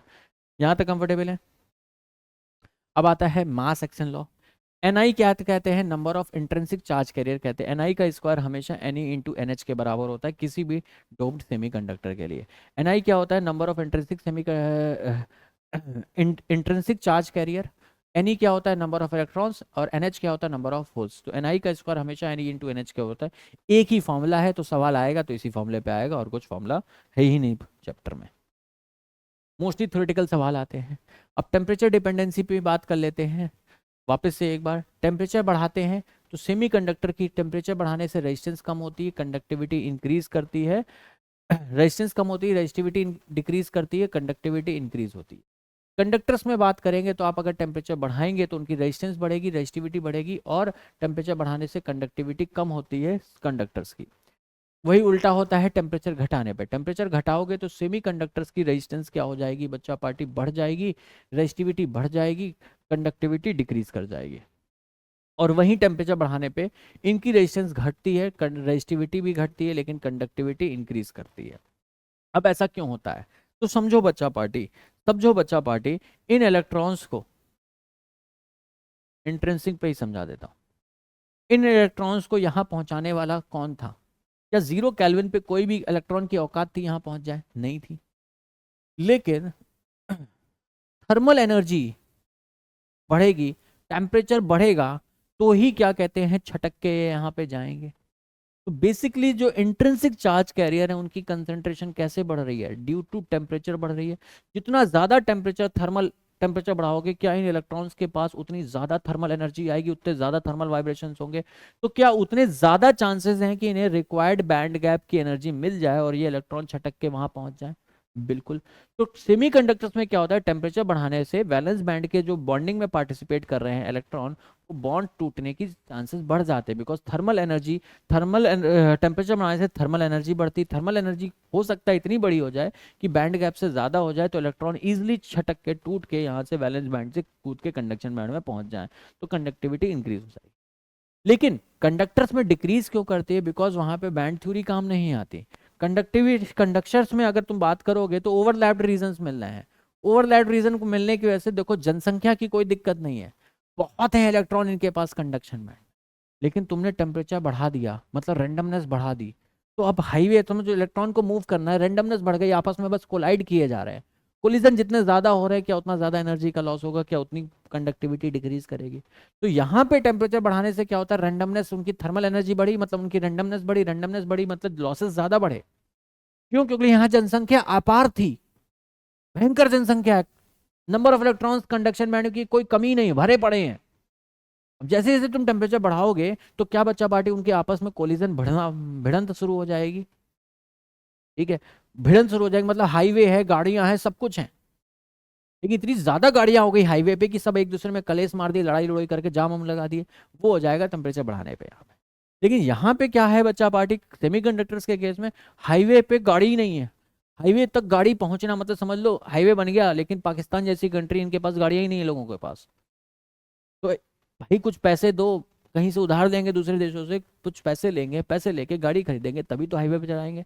तो वहां पे यही हो रहा है कि जब टेम्परेचर बढ़ा रहे हो सेमीकंडक्टर्स में, पैसे आ रहे हैं, तो गाड़ियां खरीद के ये कंडक्शन बैंड में ले जा पा रहे, तभी तो दौड़ाएंगे। तो यहाँ पे population of electron in conduction band बढ़ रही है टेम्परेचर बढ़ाने से, तो यहाँ पे कंडक्टिविटी इंप्रूव कर रही है। और यहाँ पे टेम्परेचर का उल्टा रिलेशन इसलिए हो रहा है बिकॉज पॉपुलेशन ऑलरेडी बहुत ज्यादा है, लोगों के पास पैसा है, गाड़ी है, सब कुछ है, लेकिन अब इतना ज्यादा टेम्परेचर बढ़ा दोगे तो सब क्या होगा, रेंडमनेस बढ़ जाएगी, रेंडमनेस बढ़ जाएगी, तो क्या होगा बच्चा पार्टी, कोलिजन बढ़ जाएंगे, लॉसेस बढ़ जाएंगे। तो इसीलिए दोनों का बिहेवियर अलग होता है। कंडक्टर्स में टेम्परेचर बढ़ाने पे क्या होता है, रेजिस्टेंस बढ़ती है, कंडक्टिविटी डिक्रीज करती है, रेजिस्टेंस बढ़ती है, कंडक्टिविटी डिक्रीज करती है। वहीं टेम्परेचर घटाने पे रेजिस्टेंस घटती है, कंडक्टिविटी इंप्रूव करती है कंडक्टर। लेकिन सेमी कंडक्टर्स में टेम्परेचर बढ़ाने पे रेजिस्टेंस घटती है, कंडक्टिविटी इंप्रूव करती है। क्यों? आपने टेम्परेचर बढ़ाया, थर्मल एनर्जी दी, थर्मल एनर्जी दी तो वैलेंस बैंड के इलेक्ट्रॉन, अब ज्यादा इलेक्ट्रॉन्स कूद के कंडक्शन बैंड में पहुंच सकते हैं, इसलिए टेम्परेचर बढ़ाने पे कंडक्टिविटी बढ़ती है, और टेम्परेचर घटाने पे कंडक्टिविटी डिक्रीज करती है। कंडक्टिविटी डिक्रीज करेगी तो रेजिस्टेंस इंक्रीज करेगी। आई होप यहाँ तक सभी बच्चे कंफर्टेबल होंगे, क्लियर होंगे, मस्त होंगे, मजे में होंगे। अब कुछ सवाल कर लेते हैं अभी तक जो पढ़ा। AIEEE 2002 का सवाल है, if temperature increases conductivity of semiconductor will, temperature बढ़ेगा तो कंडक्टिविटी ऑफ सेमीकंडक्टर इंक्रीज करेगी। क्लियर है? नेक्स्ट सवाल, at 0 kelvin silicon behave, 0 kelvin पे कोई थर्मल एनर्जी नहीं है, कोई भी थर्मल एनर्जी नहीं है, तो क्या किसी भी वैलेंस इलेक्ट्रॉन की औकात है कि वैलेंस बैंड से कंडक्शन में पहुंच जाए? नहीं। तो कैसा बिहेव करेगा? प्योर इंसुलेटर जैसा बिहेव करेगा। कैसा बिहेव करेगा? बिल्कुल इंसुलेटर जैसा बिहेव करेगा। कंफर्टेबल है? अगला सवाल करते हैं। The difference in the variation of resistance with temperature in a metal and a semiconductor arise essentially due to the difference in the, metal और सेमीकंडक्टर्स में जो टेम्परेचर डिफरेंस पे, टेम्परेचर बढ़ाने पे उनकी रेजिस्टेंस, सेमीकंडक्टर की टेम्परेचर बढ़ाने पे तो रेजिस्टेंस कम होती है, कंडक्टिविटी बढ़ती है। मेटल्स के लिए उल्टा हो जाता है, टेम्परेचर बढ़ाने पे उनकी रेजिस्टेंस बढ़ जाती है। उल्टा क्यों हो रहा है? उल्टा इसलिए हो रहा है due to the concentration difference of electrons and holes, variation of number of charge carriers with the temperature. बिल्कुल सही बात है। सेमीकंडक्टर्स में क्या होता है, चार्ज कैरियर्स बढ़ जाते हैं, वहां पे चार्ज कैरियर्स पहले से बढ़े हैं, उनके कलेस कोलिजन बढ़ जाते हैं। तो सेमीकंडक्टर्स में टेम्परेचर बढ़ाने पर कंडक्टिविटी बढ़ने का लॉजिक सिर्फ यह है कि सेमीकंडक्टर में टेम्परेचर बढ़ाने से जो कंसंट्रेशन ऑफ चार्ज कैरियर्स है वो बढ़ जाती है, और वो इंपॉर्टेंट है सेमीकंडक्टर के लिए।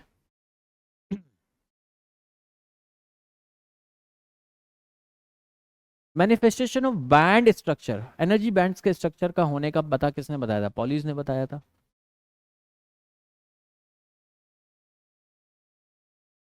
विच of the following energy band gap diagram shows the N type? ध्यान से देखना, एन टाइप सेमीकंडक्टर का कौन सा है इसमें से? एन टाइप सेमीकंडक्टर में क्या होता था बच्चा पार्टी? कंडक्शन बैंड के पास इंप्योरिटी लेवल होता था।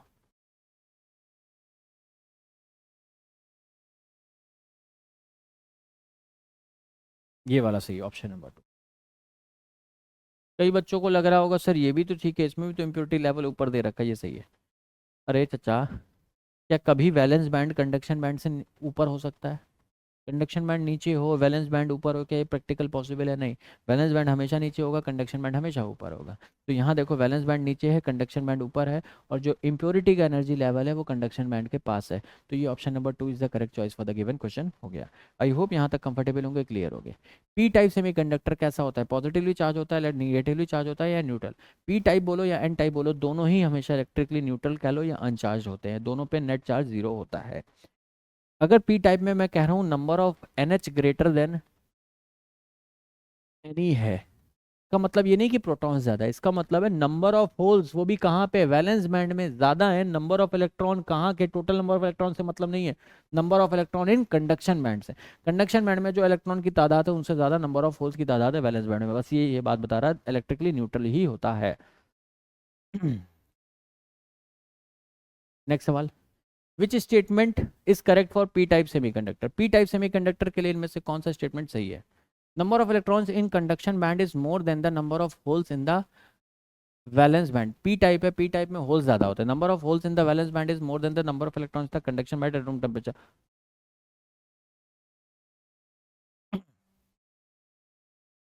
क्लियर है? इलेक्ट्रॉन की नंबर ऑफ होल्स जो होते हैं वैलेंस बैंड में वो ज्यादा हो जाते हैं नंबर ऑफ इलेक्ट्रॉन से। Number of holes in valence band number of electrons in conduction band से ज्यादा हो जाते हैं। Next question. If Ne and NH are the number of electrons and holes in the semiconductor heavily doped with phosphorus. Phosphorus कैसी है? क्या pentavalent impurity है? Pentavalent impurity तो क्या पी टाइप सेमीकंडक्टर बनेगा? पी टाइप बनेगा तो number of electrons number of holes से ज्यादा होंगे। तो Ne is much greater than number of holes, that is option number 1 will be the correct choice for the given question. Clear है? Comfortable है? जल्दी बताइए, पक्का बताइए, सच्चा बताइए, सर बताइए। Next, what is the energy gap in silicon semiconductor? Silicon का सेमीकंडक्टर के बीच में जो फॉरबिडन एनर्जी गैप होता है वो 1.1 इलेक्ट्रॉन वोल्ट होता है। क्लियर है? कॉपी में लिखा भी रखा है, एनसीईआरटी का है, मैंने नोट्स में दे दिया है तुम्हें। अब आगे बढ़ते हैं नेक्स्ट कंसेप्ट की तरफ, जिसका नाम है पीएन जंक्शन। पीएन जंक्शन मतलब क्या है? पी टाइप पढ़ चुके हैं, एन टाइप पढ़ चुके हैं, इन दोनों को मिला देंगे तो जो जंक्शन बनेगा उसकी स्टडी होती है पीएन जंक्शन। अब देखो बच्चा पार्टी, पीएन जंक्शन की तो एक पी टाइप सेमीकंडक्टर को एन टाइप सेमीकंडक्टर से आपने ज्वाइन कर दिया।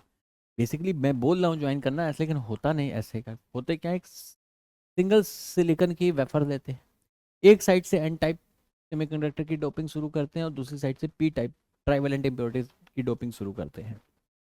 तो बीच में जो ये रीजन मिलेगा, एक ये न्यूट्रल रीजन मिलता है, इसे कहते हैं डिप्लीशन रीजन। और ये जो जंक्शन तैयार हुआ इसे पीएन जंक्शन कहते हैं। तो पहले इसकी प्रॉपर्टी सीखते हैं कि क्या होता है। तो पीएन जंक्शन में क्या होता है बच्चा पार्टी, जब पी टाइप और एन टाइप सेमीकंडक्टर को ज्वाइन करोगे तो दो तरीके की करंट बनती है। एक को कहते हैं डिफ्यूजन करंट, दूसरे को कहते हैं ड्रिफ्ट। सेमीकंडक्टर में जो मेजर करंट का फ्लो होता है वो डिफ्यूजन करंट कहलाता है। ये करंट के फ्लो का रीजन क्या होता है? Concentration difference. भाई पी टाइप्स में क्या ज्यादा है? होल्स ज्यादा है। एन टाइप में क्या है? इलेक्ट्रॉन्स ज्यादा है। तो हमेशा कंसंट्रेशन डिफरेंस की वजह से डिफ्यूजन का प्रोसेस कहाँ से कहाँ होता है? हाई कंसंट्रेशन से लो कंसंट्रेशन होता है दोस्त। तो क्या बच्चा पार्टी, चूंकि यहाँ इलेक्ट्रॉन्स की जनसंख्या ज्यादा है और यहाँ इलेक्ट्रॉन्स की जनसंख्या कम है, तो इलेक्ट्रॉन क्या इधर डिफ्यूज करेंगे? तो इलेक्ट्रॉन की डिफ्यूजन की डायरेक्शन देखो किधर है, क्लियर है। होल्स किधर ज्यादा, यहाँ होल्स बहुत ज्यादा होते हैं और एन टाइप में होल्स बहुत कम होते हैं। हमेशा डिफ्यूजन किधर होता है? High concentration to low concentration. इधर होल्स की कंसंट्रेशन ज्यादा है, इधर लो है, तो क्या होल्स इधर डिफ्यूज करेंगे? तो होल्स इस डायरेक्शन में डिफ्यूज करते हैं और इलेक्ट्रॉन्स इस डायरेक्शन में डिफ्यूज करते हैं। तो डिफ्यूजन समझ गए, इलेक्ट्रॉन कहाँ से कहाँ, मैंने लिख दिया N2P डिफ्यूज करते हैं और होल्स P2N डिफ्यूज करते हैं। डायरेक्ट सवाल पूछे जा सकते हैं, मैंने पॉइंट फॉर्म में लिख दिए हैं। बस इतना ही ध्यान रखना, इसके बराबर बाहर कुछ नहीं करना। उसमें सारे PYQ देख लो, मेरे पॉइंट्स वाले नोट से सारे हो जाएंगे। दूसरा, diffusion current is from P2N। हमेशा करंट की डायरेक्शन किधर मानोगे? इलेक्ट्रॉन के अपोजिट मानोगे, ये करंट इलेक्ट्रिसिटी में सीख चुके हो, या होल्स की डायरेक्शन में मानोगे? यही होता है। किधर मानते हैं? या तो होल्स की डायरेक्शन में मानते हैं या इलेक्ट्रॉन के अपोजिट मानते हैं। तो इलेक्ट्रॉन कहाँ से कहाँ जा रहे हैं? N2P जा रहे हैं, और होल्स कहाँ से कहाँ जा रहे हैं? P2N जा रहे हैं। तो diffusion current is from P2N due to majority carriers होता है। तो डिफ्यूजन का करंट मेजॉरिटी कैरियर्स की वजह से होता है। इलेक्ट्रॉन N2P डिफ्यूज होते हैं, होल्स P2N डिफ्यूज होते हैं। डिफ्यूजन करंट की डायरेक्शन क्या होगी? या तो होल्स की डायरेक्शन में बोल दो या इलेक्ट्रॉन के अपोजिट। तो होल्स किधर जा रहे हैं? P2N, तो डिफ्यूजन करंट की डायरेक्शन P2N होती। दूसरी करंट आती है drift current. Drift velocity, drift current, ये आपने सुन भी रखा होगा, करंट इलेक्ट्रिसिटी में पढ़ा था। तो ड्रिफ्ट वाली करंट किसकी वजह से आती है? Due to potential difference. तो जब यहाँ से इलेक्ट्रॉन्स, देखो ये इलेक्ट्रिकली न्यूट्रल था, ये भी इलेक्ट्रिकली न्यूट्रल था, यहाँ से इलेक्ट्रॉन इधर गए, तो क्या यहाँ पॉजिटिव चार्ज जनरेट होगा? भाई ओवरऑल पहले न्यूट्रल था, लेकिन इलेक्ट्रॉन यहाँ के कुछ इलेक्ट्रॉन इधर चले गए, तो यहाँ एक्सेस इलेक्ट्रॉन क्रिएट हो गए, यहाँ पॉजिटिव चार्ज, तो इसलिए इधर माइनस बनाया, इधर प्लस। तो ये एक न्यूट्रल रीजन में एक इलेक्ट्रिक फील्ड जनरेट हो जाती है, पॉजिटिव टू निगेटिव इस डायरेक्शन। इस इलेक्ट्रिक फील्ड की होने की वजह से, पोटेंशियल डिफरेंस की वजह से, क्या इलेक्ट्रॉन्स ड्रिफ्ट करेंगे? बिल्कुल। समझो बच्चा पार्टी, अगर इलेक्ट्रिक फील्ड इस डायरेक्शन में, एन टाइप में, क्या होल्स बहुत कम तादाद में है और यहाँ पे इलेक्ट्रॉन बहुत कम तादाद में। पी टाइप में नंबर ऑफ इलेक्ट्रॉन्स होते हैं लेकिन बहुत कम होते हैं। पी टाइप में number of holes much much greater than number of electron लिखते हो। तो यहाँ के जो इलेक्ट्रॉन्स है, इलेक्ट्रॉन की प्रॉपर्टी होती है हमेशा इलेक्ट्रिक फील्ड के अपोजिट मूव करते हैं, और होल्स या पॉजिटिव चार्ज हमेशा इलेक्ट्रिक फील्ड की डायरेक्शन में होते हैं। तो यहाँ के जो माइनॉरिटी, जो बहुत कम इलेक्ट्रॉन्स थे, वो इस इलेक्ट्रिक फील्ड के इन्फ्लुएंस में आके क्या इधर की तरफ मूव करना चाहेंगे, तो इलेक्ट्रॉन इधर की तरफ ड्रिफ्ट होते हैं। तो कोई इलेक्ट्रॉन का ड्रिफ्ट इधर लिखा है, और होल्स का ड्रिफ्ट जो होगा वो इधर ड्रिफ्ट होगा। ठीक है, तो होल्स इधर ड्रिफ्ट होते हैं, इलेक्ट्रॉन इधर ड्रिफ्ट होते हैं। तो वही लिख दिया, ड्रिफ्ट करंट आती किसकी वजह से आती? माइनॉरिटी। इलेक्ट्रॉन यहाँ से यहाँ आ रहे हैं, यहाँ पे इलेक्ट्रॉन खुद ही बहुत कम थे, माइनॉरिटी में थे, और यहाँ के होल्स यहाँ इधर ड्रिफ्ट हो रहे हैं। होल्स एन टाइप में होल्स क्या होते हैं? बहुत कम होते हैं, माइनॉरिटी में होते हैं। तो ड्यू टू पोटेंशियल डिफरेंस होता है। इलेक्ट्रॉन का फ्लो P2N कहते हैं और होल्स का N2P होता है। Drift current is from N2P। अगर इलेक्ट्रॉन, हमेशा करंट की डायरेक्शन इलेक्ट्रॉन के फ्लो के डायरेक्शन अपोजिट बोलते हैं। इलेक्ट्रॉन अगर P2N जा रहा है तो करंट किधर जा रही होगी? N2P जा रही होगी। और ड्यू टू माइनॉरिटी कैरियर्स होता है।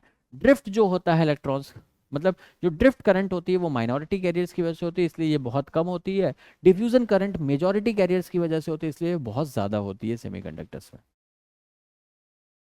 वही डिफ्यूजन और ड्रिफ्ट में अंतर लिख दिया। डिफ्यूजन क्या होता है? ड्यू टू कंसंट्रेशन डिफरेंस होता है, और drift due to potential difference होता है। ये मेजॉरिटी कैरियर्स करते हैं, ये माइनॉरिटी कैरियर्स करते हैं।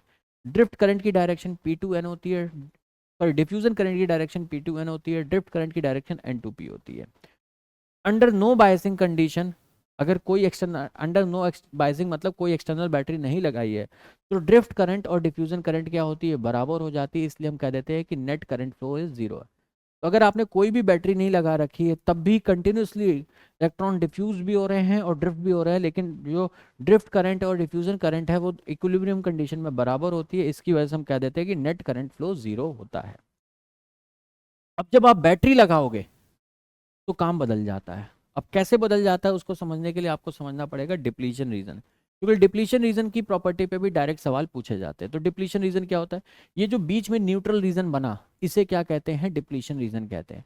Neutral region between P and N, P type semiconductor और N टाइप सेमीकंडक्टर के बीच में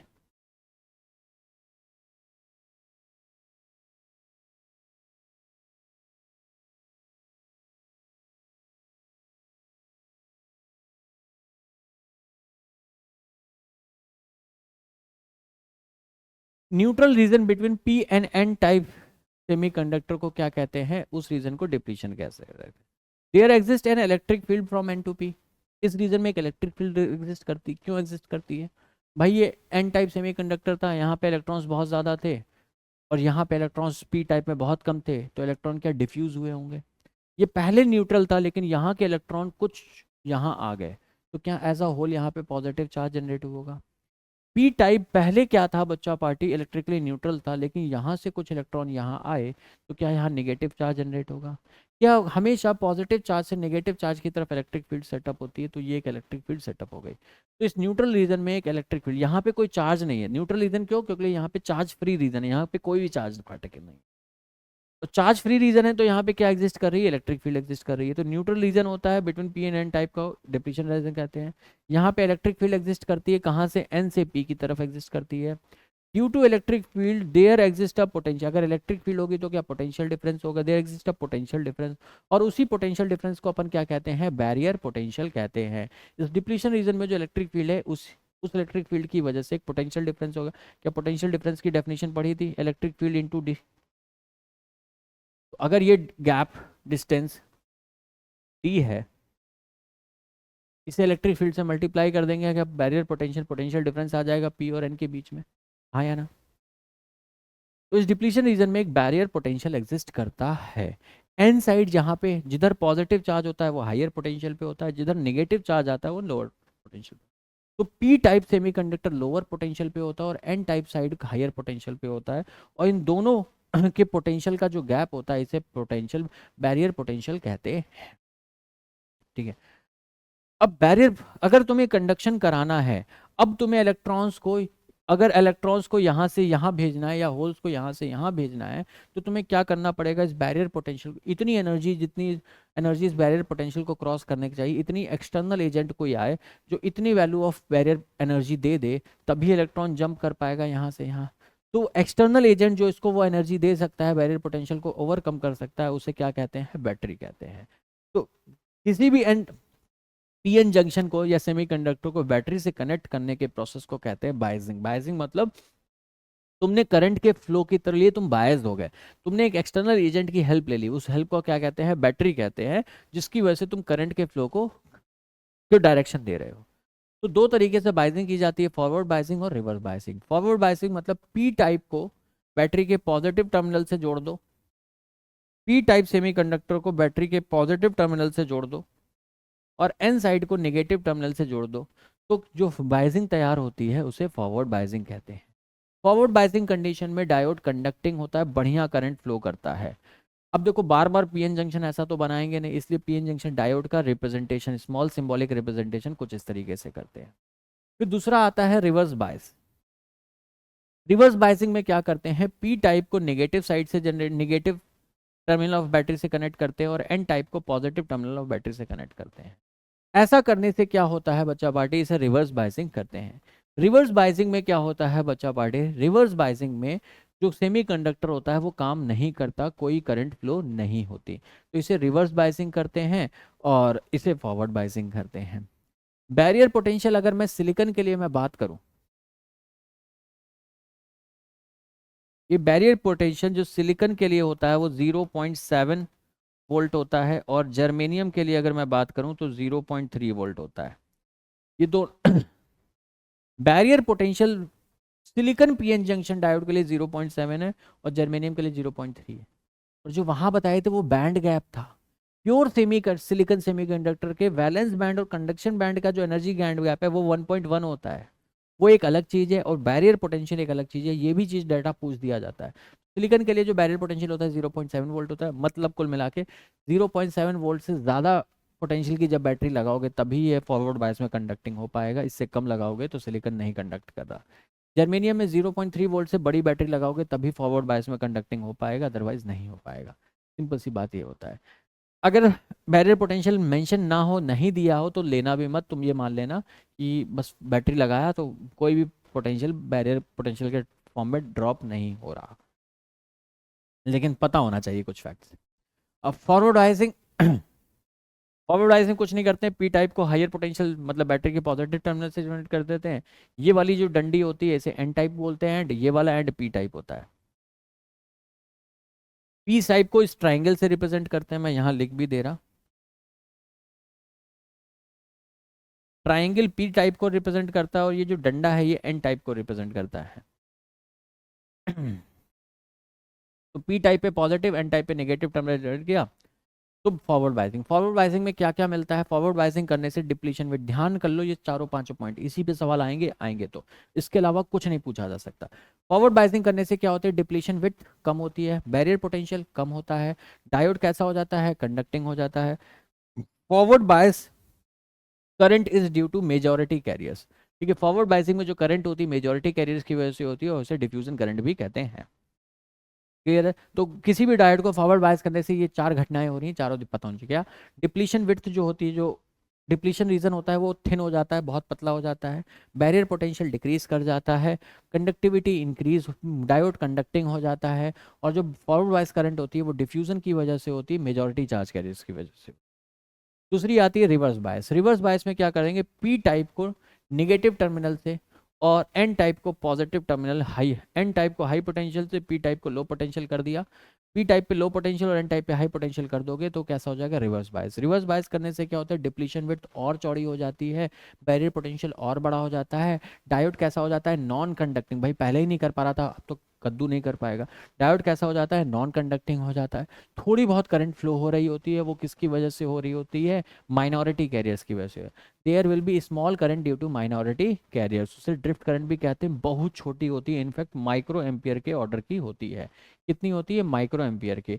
और वहीं अगर बच्चा पार्टी पिछले केस में जो डिफ्यूजन करंट पढ़ी थी वो किस ऑर्डर में होती है? मिली एम्पियर के ऑर्डर की होती है। मतलब 1000 गुना का अंतर होता है डिफ्यूजन और ड्रिफ्ट करंट की मैग्नीट्यूड में। अब आता है next part of chapter, that is VI characteristics of PN junction. ठीक है, वीआई कैरेक्टरिस्टिक्स या करंट वोल्टेज करंट बोलो या आईवी कैरेक्टरिस्टिक्स बोलो, करंट वोल्टेज बोलो।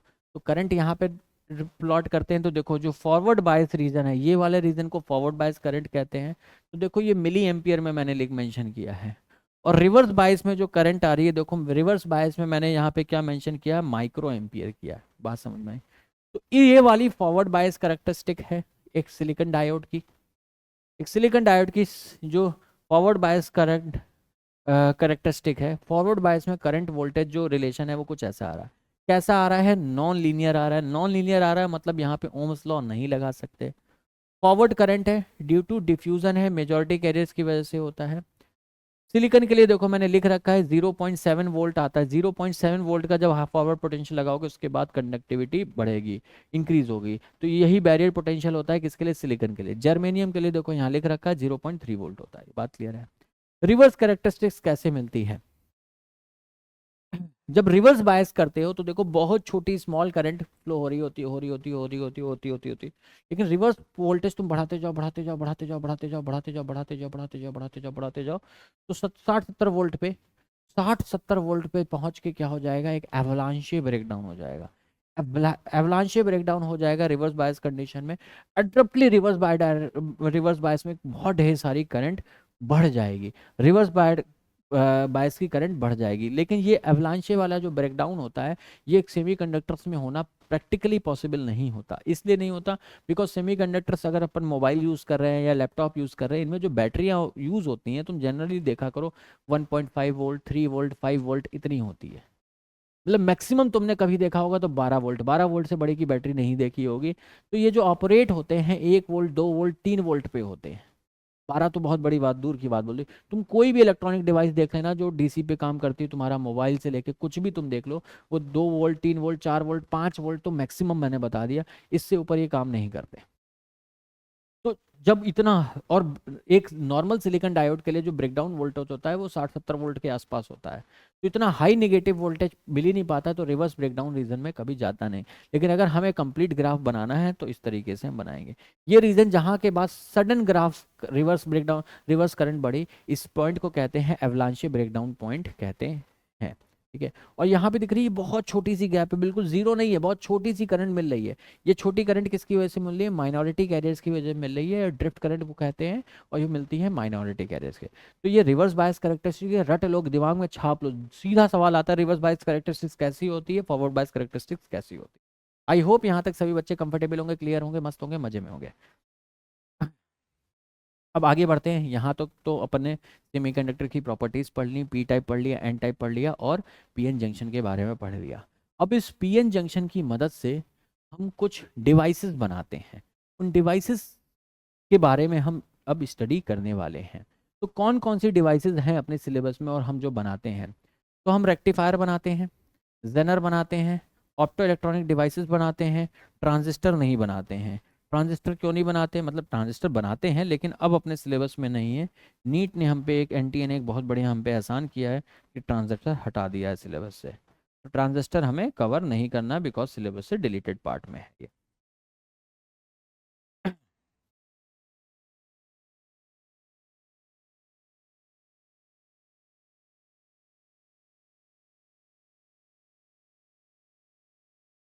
ठीक है। तो पीएन जंक्शन की मदद से ये तीन बेसिक डिवाइसेस अपन पढ़ने वाले हैं, रेक्टिफायर, जेनर और ऑप्टो इलेक्ट्रॉनिक डिवाइसेस।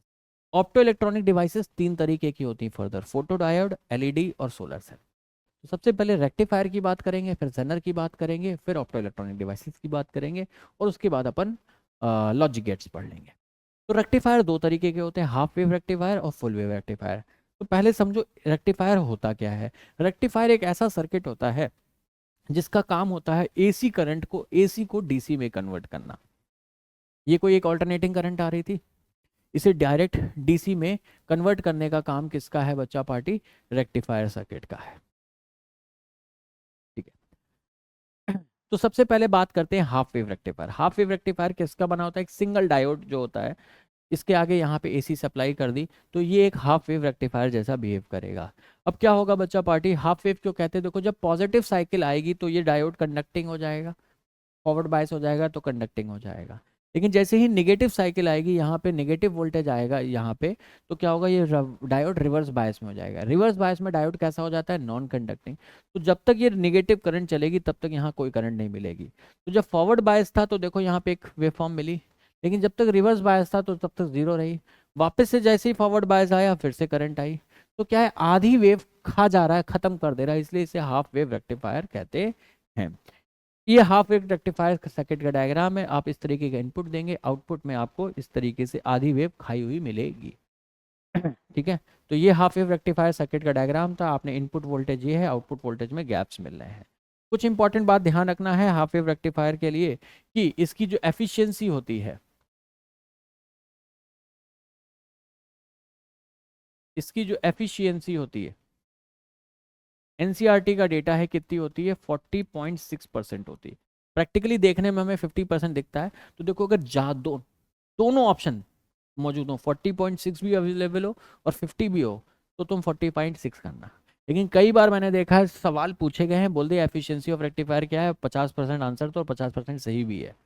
ठीक है। तो देखने में हमें दिख रहा है आधी खा जा रहा है, मतलब 50% है। तो आइडियली 50% होती है, प्रैक्टिकली 40.6% होती है। अगर 50 और 40.6 किसी ऑप्शन में दोनों अवेलेबल है तो 40.6 अवेलेबल ही टिक करना। अगर मान लो 40.6 अवेलेबल नहीं है, 50 ही अवेलेबल है सिर्फ, तो फिर 50 को टिक करना। और दूसरी बात, इसकी प्रॉपर्टी ये होती है, अगर आप इनपुट पे आपने फ्रीक्वेंसी जो दी है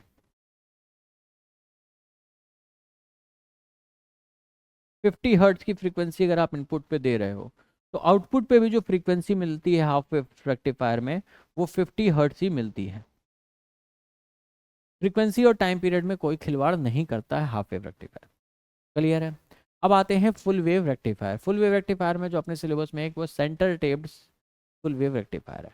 फुल वेव रेक्टिफायर सिंपली क्या काम करेगा? रेक्टिफायर में इनपुट में तुमने फुल वेव फॉर्म दी, जो आउटपुट मिलेगा वो कैसा मिलेगा? इस तरीके का मिलेगा। मतलब कोई भी पार्ट गायब नहीं हो रहा है। ऐसा कैसे होता है? ऐसा इस तरीके से होता है, जब आपने यहाँ पे एसी ऑल्टरनेटिंग वेव फॉर्म दी, तो जब पॉजिटिव साइकिल आप दे रहे हो,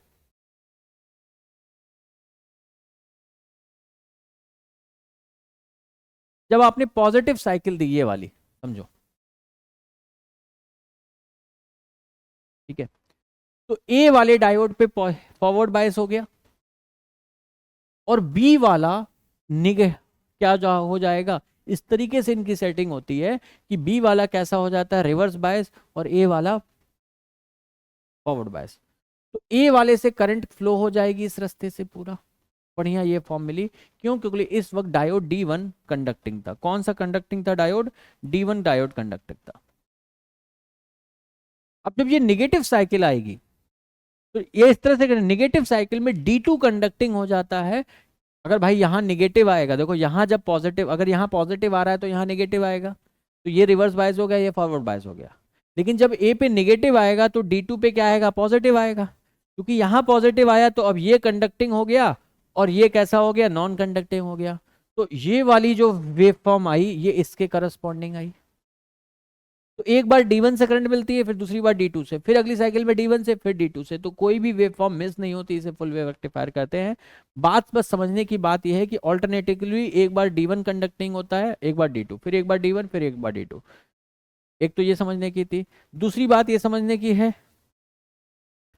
कि जो इसकी एफिशिएंसी होती है, उसके लिए भी लिख दे रहा हूं, ये प्रैक्टिकली है और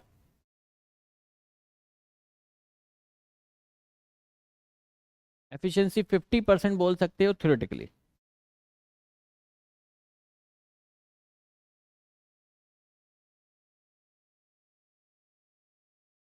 ये बात क्लियर है?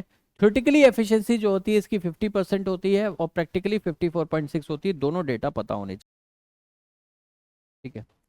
वहीं अगर मैं फुल वेव रेक्टिफायर की बात करूं तो उसकी जो एफिशिएंसी होती है वो 100% होती है और 81.2 होती है। अब थ्योरेटिकली,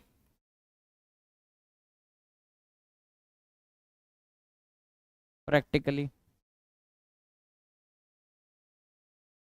क्लियर है?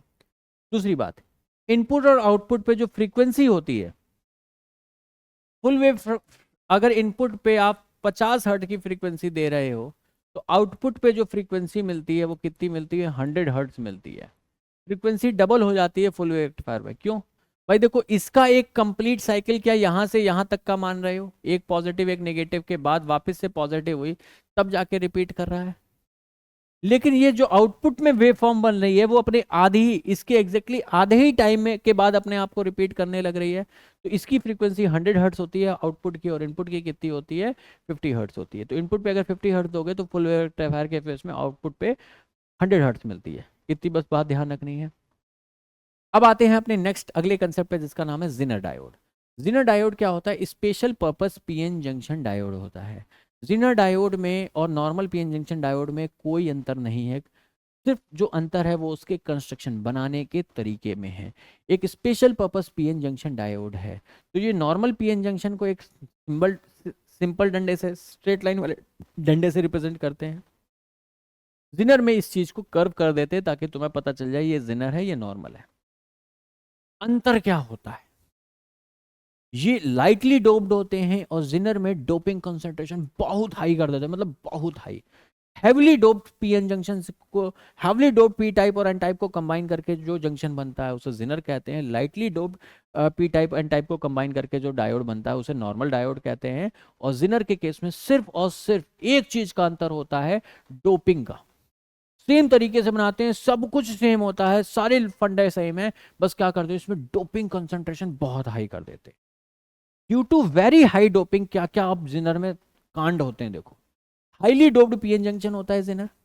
Due to high doping depletion region become very thin, जो डिप्लीशन रीजन होता है बहुत पतला हो जाता है और उस पतले से रीजन में बहुत हाई अमाउंट की इलेक्ट्रिक फील्ड सेटअप हो जाती है। Very high electric field is setup from N side to P side, 10⁻⁶ volt per metre की। ये इतनी ज्यादा होती है कि आसपास थोड़े बहुत एयर को भी आयनाइज कर सके, थोड़े बहुत वोल्टेज के वेरिएशन में ऐसी तैसी मार सके, इतना होता है। जिनर अब स्पेशल पर्पस डायोड इसे किस में यूज करते हैं बच्चा पार्टी? रिवर्स बायस रीजन में यूज करते हैं। किस में यूज करते हैं? रिवर्स बायस में यूज करते हैं। Application use as an voltage regulator. अब समझना जेनर में और नॉर्मल डायोड में अंतर क्या है। भाई नॉर्मल डायोड को भी तो रिवर्स ब्रेक, इसके लिए भी तो रिवर्स करंट रीजन यूज हो रहा है, इसे भी तो रिवर्स बायस कंडीशन में आप यूज कर सकते थे, क्यों नहीं करते। समझो इसमें जब ये एवलांचे ब्रेकडाउन हो रहा है, और एवलांचे ब्रेकडाउन का मेन अंतर क्या होता है समझो। एक तो ये बहुत बड़ी वो वोल्टेज पे जाके होता है 60-70 वोल्ट पे। एवलांचे ब्रेकडाउन जब होता है तो क्या होता है, जब भी एवलांचे रिवर्स ब्रेकडाउन हो गया, अगर नॉर्मल पीएन जंक्शन में एवलांचे हो गया तो समझ जाओ डायोड क्या हो चुका है, फूक चुका है। भाई देखो 10-20 वोल्ट तक तो कुछ नहीं, 60-70 वोल्ट पे जाके इस पे ब्रेकडाउन होता है, उस ब्रेकडाउन को कहते हैं एवलांचे। और एक बार एवलांचे ब्रेकडाउन हो गया मतलब समझ लो डायोड फूक चुका है, इस डायोड को दोबारा यूज में नहीं लिया जा सकता। इस डायोड को दोबारा यूज में नहीं लिया जा सकता है, ये फूक गया। एक बार रिवर्स ब्रेकडाउन में पहुंचा normal VI, normal PN junction diode, तो इसे दोबारा यूज में नहीं लिया जा सकता। क्यों? क्योंकि यहाँ पे इतने हाई पोटेंशियल होने की वजह से जो सिलिकॉन का जो लैटिस स्ट्रक्चर था वही टूट गया, मतलब सिलिकॉन ध्वस्त हो गया, जल गया, भुन गया, राख हो गया।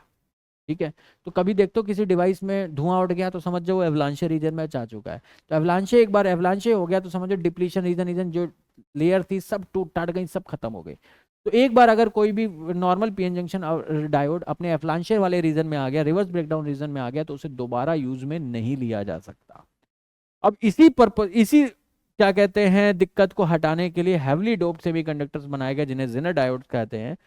हाई डोपिंग की वजह से क्या होता है बच्चा पार्टी, हाई डोपिंग की वजह से क्या होता है, इसमें जब ब्रेकडाउन आता है तो एवलांचे नहीं होता। इनके ब्रेकडाउन का रीजन सिर्फ इतनी सी बात है कि ये high electric field P type के इलेक्ट्रॉन्स को इजीली खींच सकती है, इतना रीजन होता है। यहाँ पे कोई स्ट्रक्चरल डैमेजेस नहीं होते, इसलिए जेनर एक बार अगर रिवर्स ब्रेकडाउन में जा गया, चला गया, तो इसे रीयूज कर सकते हो। लेकिन नॉर्मल पीएन जंक्शन एक बार ब्रेकडाउन रीजन में चला गया मतलब वो फूक गया, जल गया, अब वो डायोड दोबारा यूज में नहीं लिया जा सकता, वो डिवाइस खराब हो चुकी है, उसे बदल दो अब।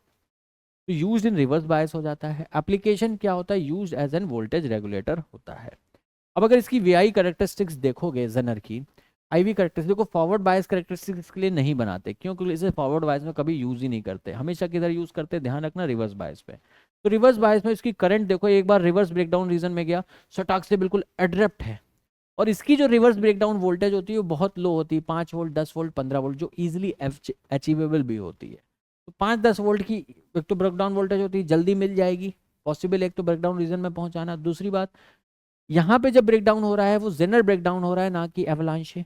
जेनर ब्रेकडाउन होने से क्या हो रहा है, कोई स्ट्रक्चरल डैमेजेस नहीं हो रहे हैं। स्ट्रक्चरल डैमेजेस नहीं हो रहे हैं तो डायोड को रीयूज किया जा सकता है। वहीं अगर जनरल पीएन जंक्शन डायोड अगर ब्रेकडाउन में चला गया तो क्या एवलांचे हो गया, एवलांचे मतलब स्ट्रक्चरल डैमेजेस हो गए, उस डायोड को दोबारा रीयूज भी नहीं लिया जा सकता। अब इसका एप्लीकेशन क्या होता है, इसका एप्लीकेशन चूंकि तुम देखो रिवर्स ब्रेकडाउन रीजन में जब पोटेंशियल वोल्टेज जो है रिवर्स ब्रेकडाउन वोल्टेज के ऑलमोस्ट कांस्टेंट मिल रही है, करंट भले ही चेंज होती जा रही है लेकिन क्या वोल्टेज कांस्टेंट मिल रही है, तो कांस्टेंट वोल्टेज मिल रही है, इसलिए इसे एज अ वोल्टेज रेगुलेटर में यूज किया जाता है। मतलब किसी भी रजिस्टर के अक्रॉस अगर तुम्हें कांस्टेंट करंट चाहिए, कांस्टेंट वोल्टेज चाहिए, तो उसके पैरेलल में एक जेनर डायोड लगा दो। जेनर डायोड लगा दो, और जेनर डायोड किस तरीके से लगाओ ताकि वो रिवर्स बायस में हो। ठीक है, रिवर्स बायस कंडीशन में तुमने अगर एक जेनर लगा दिया तो जेनर डायोड अगर रिवर्स बायस रीजन में होगा तो उसमें ब्रेकडाउन रीजन में आ जाएगा, ब्रेकडाउन रीजन में आ जाएगा तो उसके अक्रॉस वोल्टेज कांस्टेंट हो जाएगा। क्योंकि ये दोनों पैरेलल में लगे हैं तो दोनों में वोल्टेज क्या रहेगा, कांस्टेंट रहेगा। तो as an voltage regulator zener को यूज किया जाता है। ये सर्किट है एनसीईआरटी का।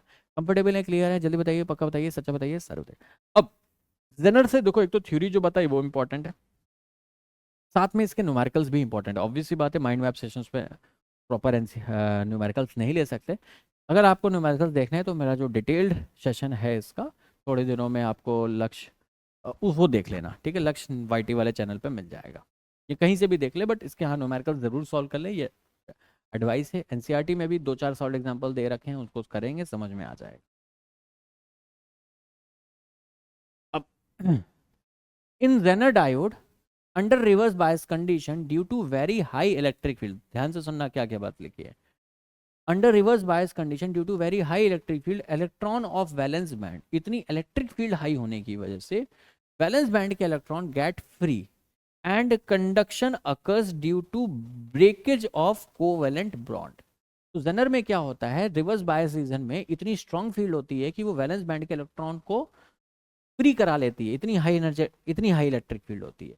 और वैलेंस बैंड का इलेक्ट्रॉन एक बार कंडक्शन में पहुंचा तो वहां पे वो कंडक्टिविटी शो कर देगा। तो यहाँ पे कंडक्टिविटी बढ़ने का रीजन क्या है बच्चा पार्टी, करंट बढ़ने का रीजन क्या है, हाई इलेक्ट्रिक फील्ड की वजह से valence bond two electron valence, मतलब जो वैलेंस बॉन्ड में बैंड में इलेक्ट्रॉन था वो फ्री होके कंडक्शन बैंड में आ गया, जो कि एक कंप्लीटली नॉर्मल प्रोसेस में, इसमें कोई भी फूकने फाकने और धुआं निकलने जैसी बात नहीं है। Band and hence there is no damage to lattice of the PN junction diode. वही नॉर्मल पीएन जंक्शन में क्या होता है, एक बार ब्रेकडाउन में गया, मतलब तुमने इतनी वहां ब्रेकडाउन में गया तो उसका लैटिस ही ब्रेक कर गया, यहाँ पे लैटिस ब्रेक नहीं करता है।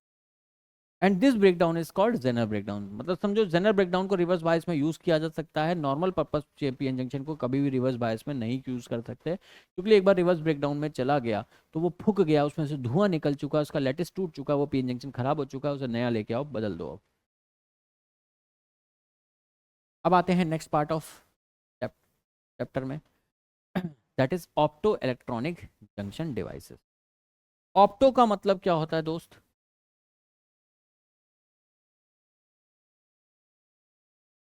ऑप्टो, ऑप्टो मतलब लाइट, इलेक्ट्रॉनिक मतलब सेमीकंडक्टर।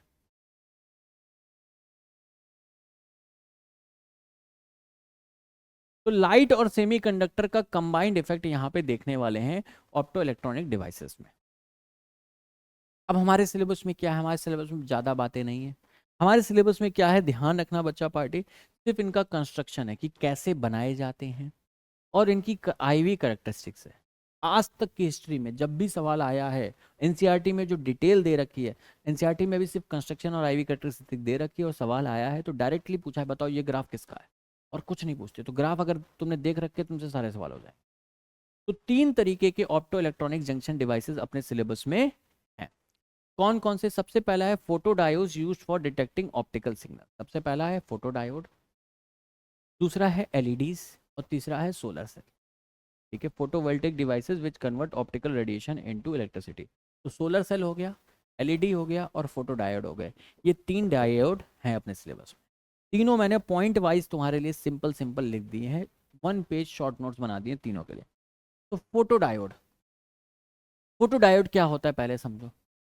इसका काम होता है लाइट को सेंस करना। ठीक है, जैसे आपके मोबाइल फोन में आप देखो तो सेंसर लगा होता है, जैसे ही आप धूप में जाते हो तो क्या होता है बच्चा पार्टी, ब्राइटनेस बढ़ जाती है, और कमरे में, अंधेरे कमरे में आते हो अपने आप वो ब्राइटनेस एडजस्ट कर लेता है।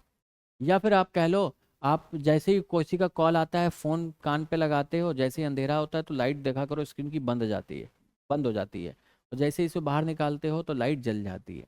या लिफ्ट्स देखो, लिफ्ट के दरवाजे बंद कर रहे होते हो, तुम एकदम से हाथ डालते हो तो लिफ्ट क्या होती है, खुल जाती है। तो वहाँ पे भी सेंसर्स लगे होते हैं जो बेसिकली क्या होते हैं, फोटो डायोड्स होते हैं। तो फोटो डायोड्स बेसिकली क्या करते हैं, यहाँ पे एक बीच में ट्रांसपेरेंट, जो इनका डिप्लीशन रीजन होता है वो ट्रांसपेरेंट होता है। सबसे पहली प्रॉपर्टी क्या होती है फोटो डायोड की, मैंने लिख दी है, ट्रांसपेरेंट डिप्लीशन रीजन होता है। ट्रांसपेरेंट डिप्लीशन रीजन होने की वजह से क्या होता है, बाहर से एक्सटर्नल फोटोन आएगा, फोटोन के पास एनर्जी होगी, डिप्लीशन रीजन में आएगा, टकराएगा, और क्या करेगा, इलेक्ट्रॉन्स को फ्री कर देगा। तो इलेक्ट्रॉन्स और होल्स पेयर जनरेट करता है, ये फोटोन आएगा, टकराएगा, इलेक्ट्रॉन होल पेयर जनरेट करेगा। चूंकि यहाँ पे इलेक्ट्रिक फील्ड डिप्लीशन रीजन में, तो इलेक्ट्रॉन और होल पेयर तुरंत सेपरेट हो जाएंगे। तो ट्रांसपेरेंट डिप्लीशन रीजन है, यूज्ड इन रिवर्स बायस। ठीक है, दूसरी बात, फोटो डायोड हमेशा किधर यूज, किस में यूज किया जाता है, रिवर्स बायस मोड में ही यूज किया जाता है।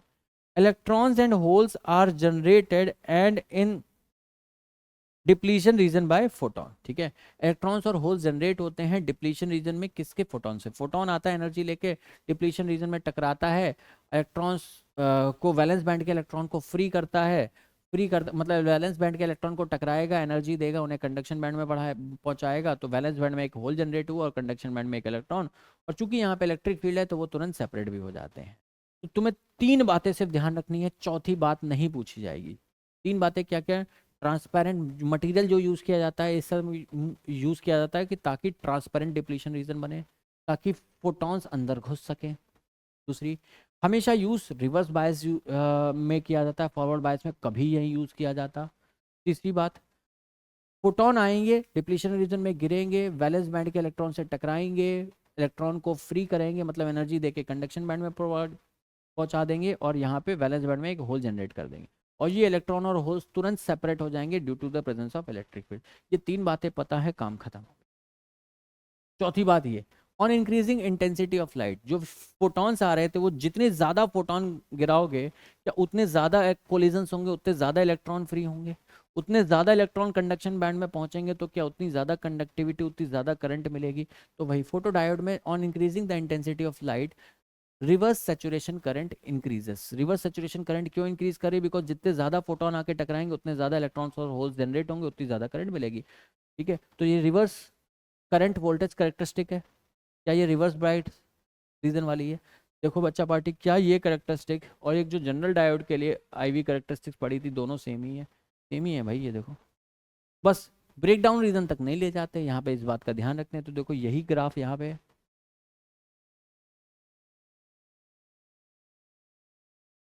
सेम तरीके का ग्राफ, एक ही रिवर्स करेक्ट। देखो या तो ग्राफ रिवर्स बायस में होगा या फॉरवर्ड, फॉरवर्ड बायस में होगा तो ऐसा आएगा, रिवर्स बायस में होगा तो ऐसा आएगा। तो रिवर्स बायस में यूज किया जाता है, reverse saturation current intensity of light को बढ़ाई जा सकती है। मटेरियल ऐसा चूज करते हैं कि ट्रांसपेरेंट डिप्लीशन रीजन बने, और रिवर्स बायस में यूज किया जाता है। फोटोन आते हैं, गिरते हैं, इलेक्ट्रॉन होल पेयर जनरेट होते हैं, उससे कंडक्टिविटी बढ़ती है, खत्म फोटो डायोड। अब आते हैं नेक्स्ट अपने पास डायोड पे, जिसका नाम है एलईडी। तो एलईडी का सिंबल ये होता है डायोड, डायोड के ऊपर इस तरह से फोटोन बाहर जाते हुए दिखा दो, बाहर जाते हुए फोटोन है मतलब वो एलईडी है। और किसी भी डायग्राम में अगर अगर मैं फोटो डायोड को रिप्रेजेंट करूं, फोटो डायोड का सिंबॉलिक रिप्रेजेंटेशन कुछ इस तरीके से होता है।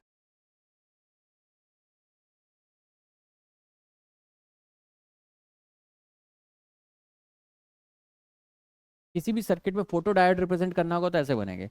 फोटोन अगर आ रहे हैं डायोड की तरफ तो फोटो डायोड है, फोटोन अगर डायोड से दूर जा रहे हैं मतलब क्या है, एलईडी। ठीक है। अब एलईडी और नॉर्मल जो डायोड अभी तक पढ़ा उसमें कोई अंतर नहीं है, जीरो शून्य अंतर है। Normal PN junction with transparent window, सिर्फ इतना सा अंतर होता है कि मटेरियल ऐसा यूज करते हैं, सिलिकॉन नहीं लेते हैं, ऐसा मटेरियल लेते हैं जिसमें ट्रांसपेरेंट विंडो हो। किसमें यूज किया जाता है, फॉरवर्ड बायस में यूज किया जाता है। फॉरवर्ड बायस में यूज किया जाता है तो इसकी करंट आईवी कैरेक्टरिस्टिक्स कैसी मिलेंगी, फॉरवर्ड बायस जैसी मिलेंगी। क्या फॉरवर्ड बायस की आईवी कैरेक्टरिस्टिक्स कैसी मिलती थी?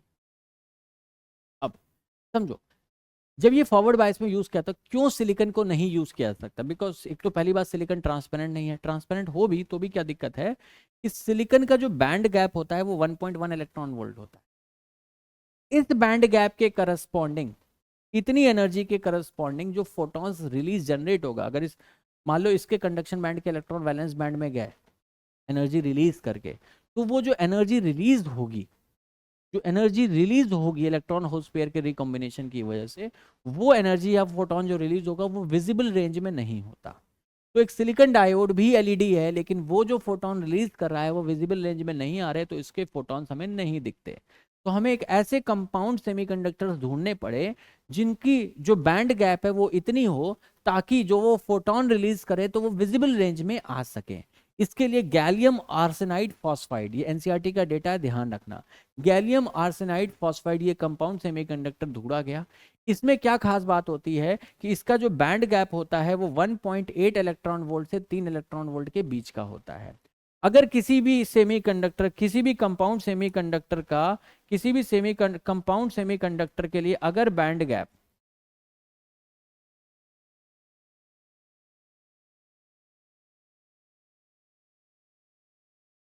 अगर बैंड गैप किसी भी कंपाउंड सेमीकंडक्टर के लिए अगर बैंड गैप 1.8 इलेक्ट्रॉन वोल्ट से बड़ा हुआ और 3 इलेक्ट्रॉन वोल्ट से कम हुआ, ठीक है भाई, 3 इलेक्ट्रॉन वोल्ट से कम होना तो मजबूरी है, वरना सेमीकंडक्टर ही नहीं रह जाएगा। तो 1.8 इलेक्ट्रॉन वोल्ट से बड़ा और 3 इलेक्ट्रॉन वोल्ट से कम के बीच का अगर फॉरबिडन एनर्जी गैप हुआ, तब जो फोटॉन्स बनेंगे, रिलीज होंगे, वो विजिबल रेंज में आएंगे, तो हमें लाल पीले हरे काले कलर दिखेंगे। तो गैलियम आर्सेनाइड फॉस्फाइड के जो बैंड गैप होते हैं वो 1.8 से 3 के बीच में लगते हैं। एक्स की वैल्यू चेंज करोगे तो बैंड गैप की वैल्यू चेंज होती है, मतलब आर्सेनिक और फॉस्फोरस की कंडीशन, कंसंट्रेशन जो है वो चेंज करने से बैंड गैप का एनर्जी लेवल बढ़ते घटते हैं। इसीलिए तुम्हें एलईडी डिफरेंट डिफरेंट कलर्स की मिल भी जाती है, लाल पीली काली हरी नीली सब कलर की एलईडी मिल जाती है। ठीक है, तो एलईडी और सिलिकॉन डायोड में क्या अंतर है? सिलिकॉन के लिए band gap energy 1.1 electron volt होता है, तो ये जो फोटोन रिलीज करता है वो विजिबल रेंज में नहीं आता। गैलियम आर्सेनाइड आर्सेनाइड फॉस्फाइड जो होते हैं, ये वाले सेमीकंडक्टर्स जो होते हैं, इनकी बैंड गैप जो होते हैं 1.8 से 3 इलेक्ट्रॉन वोल्ट के बीच का होता है। इस वजह से ये जो फोटोन रिलीज करते हैं ये विजिबल रेंज में आते हैं, इसलिए हमें कलरफुल दिखते हैं। नॉर्मल पीएन जंक्शन डायोड होता है एलईडी, इसे फॉरवर्ड बायस कंडीशन में यूज किया जाता है, इसलिए इसकी कैरेक्टरिस्टिक्स भी फॉरवर्ड बायस वाली आती है। आई होप सिंपल हो गया, क्लियर होगा। उसका सिंबॉलिक रिप्रेजेंटेशन ये होता है, एलईडी स्वाहा। अब आगे बढ़ते हैं एडवांटेजेस ऑफ एलईडी। एलईडी के क्या एडवांटेजेस हैं, ये एनसीईआरटी की लाइंस है। LEDs has following advantages over conventional incident power lamp. जो normal light bulb tube light use करते हो उसके ऊपर तुम्हारा एलईडी का क्या एडवांटेज होता है? तो पहली बात, लो ऑपरेशनल वोल्टेज, कम वोल्टेज 2-3 वोल्ट के सेल से वही चल जाते हैं। फास्ट एक्शन होते हैं, पहले वाली ट्यूबलाइट बुक बुक बुक बुक बुक बुक बुक बुक फिर जलती थी, ये जैसे ही बटन दबाओ वैसे तुरंत जल जाती है, तो फास्ट स्विचिंग होती है ऑन ऑफ। फिर bandwidth of emitted light is 100 angstrom to 500 angstrom, और in other word it is nearly monochromatic. मतलब बिल्कुल मोनोक्रोमैटिक लाइट सोर्स तुम्हें मिल सकता है एलईडी में। परफेक्ट वाइट चाहिए तो परफेक्ट वाइट मिल जाएगा, परफेक्ट रेड चाहिए तो परफेक्ट रेड मिल जाएगा, परफेक्ट ग्रीन चाहिए, येलो चाहिए, सब मिल जाएंगे, हर कलर मिल जाएगा। लॉन्ग लाइफ होती है इनकी, ठीक है, जल्दी ख़राब नहीं होते हैं, फास्ट ऑन ऑफ स्विचिंग होती है, सारी चीज़ें बता दी। अब आते हैं नेक्स्ट कंसेप्ट पे, लास्ट ऑप्टो इलेक्ट्रॉनिक डिवाइस है जिसका नाम है सोलर सेल। सोलर सेल क्या होता है भाई? सेल है, ऑब्वियस सी बात है, ये खुद एक बैटरी जैसा बिहेव कर रहा है, तो इसको यूज़ करने के लिए किसी बाइजिंग की ज़रूरत नहीं है, मतलब कोई एक्सटर्नल बैटरी नहीं चाहिए, कोई बाइजिंग नहीं चाहिए। जनरेट ईएमएफ, इनफैक्ट इस पर जब लाइट पड़ती है तो ये खुद ईएमएफ जनरेट करता है। अब इसका कंस्ट्रक्शन, मेन जो सवाल आता है वो कंस्ट्रक्शन पे आता है, एनसीईआरटी का डेटा है। इसमें जो एन टाइप लेयर होती है वो बहुत थिन होती है, मतलब पता है कितनी थिन होती है? काजू कतली खाइए कभी, उस पर जो सिल्वर की वेफर होती है उतनी थिन होती है। तो इसके एन टाइप लेयर कैसी बनाते हैं? बहुत थिन बनाते हैं। और पी टाइप का आती है, अच्छी खासी थिक होती है। ये 300 माइक्रोमीटर के ऑर्डर की होती है, ये 0.3 माइक्रोमीटर, मतलब काजू कतली के ऊपर जो सिल्वर की फॉइल है उससे भी पतली होती है टेक्निकली, तुम समझो। और पी टाइप थिक होता है, एन टाइप कैसा होता है? बहुत थिन होता है। और इन एन टाइप और पी टाइप को कनेक्ट करने के लिए मेटालिक फिंगर प्लेट्स बनाते हैं, ऊपर से मेटालिक कॉन्टेक्ट डालते हैं फिंगर टाइप्स का। मेटालिक फिंगर प्लेट्स का मतलब समझो, मैं डायग्राम से दिखा देता हूँ ना। ये दिख रहा है ऑरेंज कलर का, ये मेटालिक फिंगर प्लेट है। मेटल क्यों? ताकि अगर इलेक्ट्रॉन होल्स पेयर जनरेट हो तो कंडक्टिविटी बना हो सके।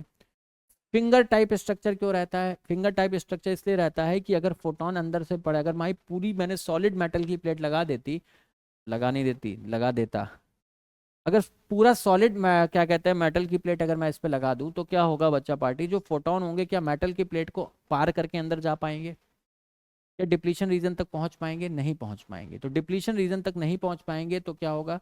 कोई इलेक्ट्रॉन होल पेयर जनरेट ही नहीं होगा। इलेक्ट्रॉन होल पेयर जनरेट नहीं होगा तो सोलर सेल काम ही नहीं करेगा। तो सिंपली क्या होता है बच्चा party, metallic finger plates use करते हैं ताकि जो फोटॉन्स हैं वो अंदर भी जा सकें और कंडक्शन के लिए, दोनों को कनेक्ट करने के लिए कंडक्टिंग पाथ भी मिल सके। तो एन टाइप बहुत थिन रखते हैं, बहुत पतला रखते हैं, पी टाइप बहुत ज़्यादा थिक रखते हैं, ठीक है। अब एन टाइप बहुत पतला रखने से क्या फ़ायदा होता है? एन टाइप की लेयर बहुत थिन होने से क्या फ़ायदा होता है कि जो फोटॉन्स आते हैं वो एन साइड को, एन टाइप की लेयर को पेनिट्रेट करके डिप्लीशन रीजन में पहुंच जाते हैं, न्यूट्रल रीजन में।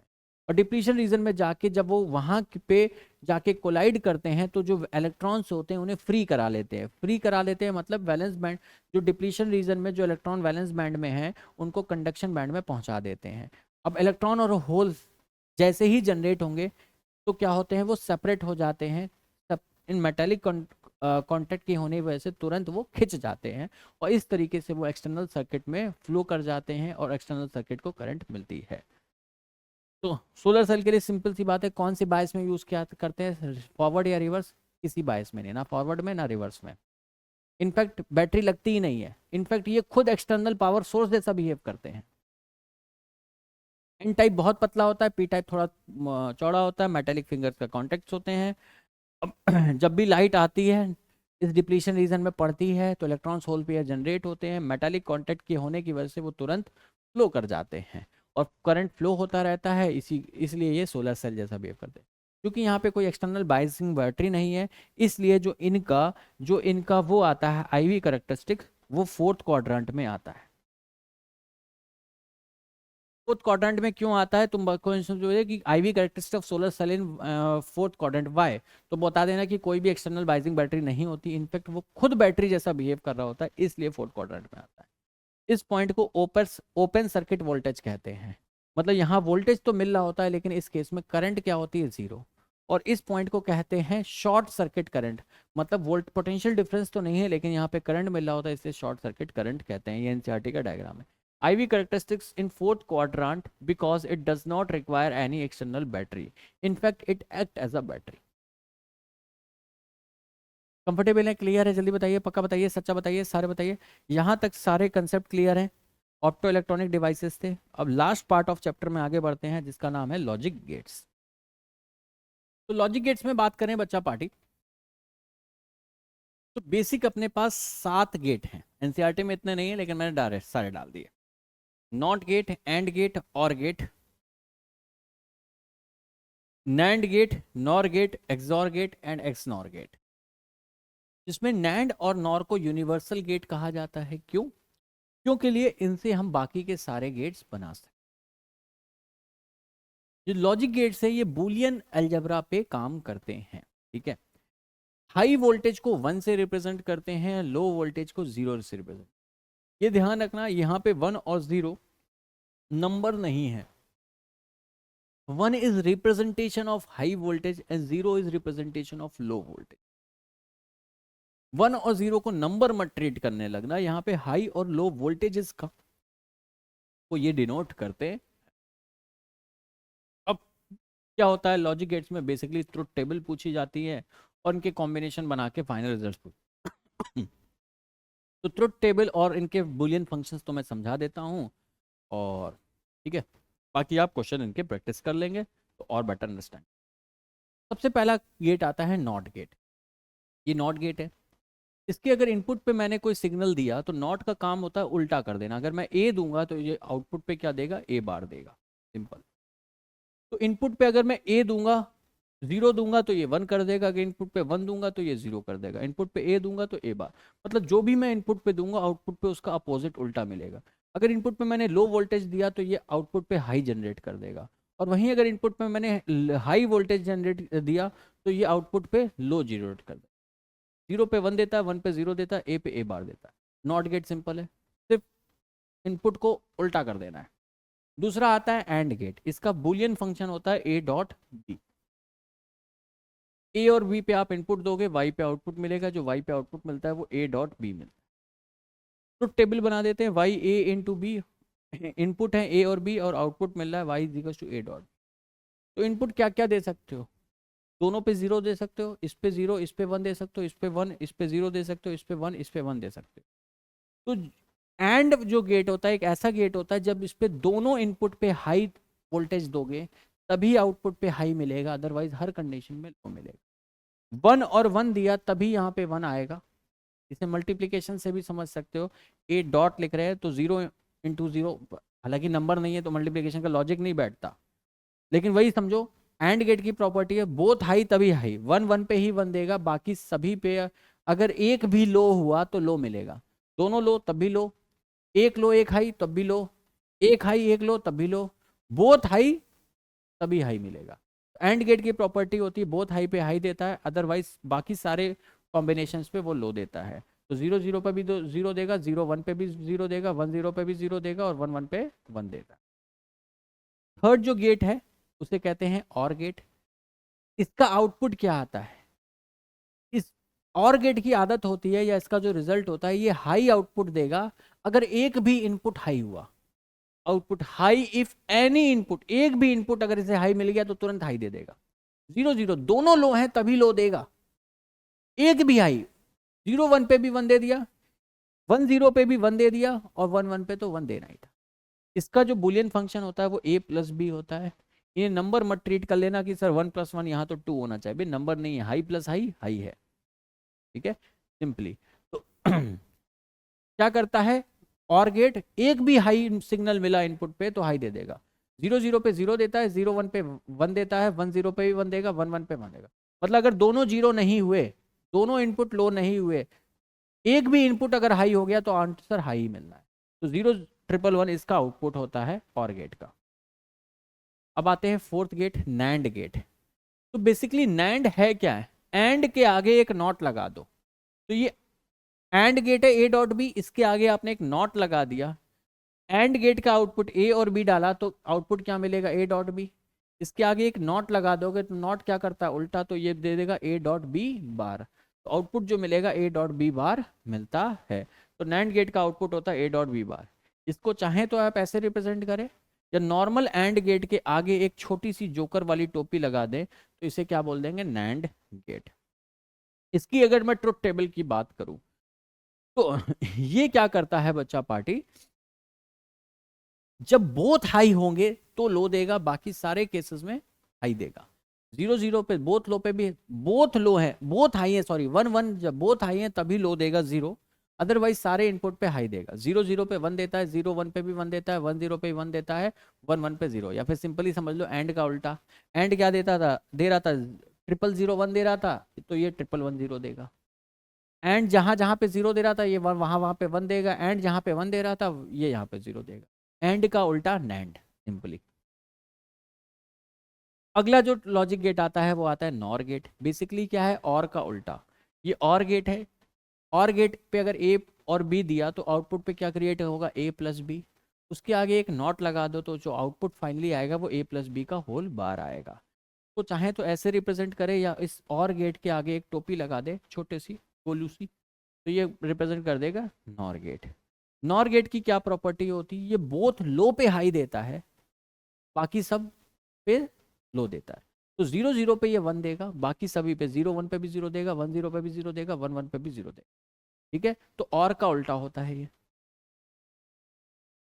फिर आता है एक्सॉर गेट। ठीक है, एक्सक्लूसिव और भी कहते हैं, एक्सॉर गेट कहते हैं। इसका जो ट्रुथ टेबल होती है, ए डॉट बी बार होती है प्लस ए बार बी होती है। A dot B bar plus A bar B इसके ट्रुथ टेबल, इसके बुलियन फंक्शन होता है, और ट्रुथ टेबल ये है।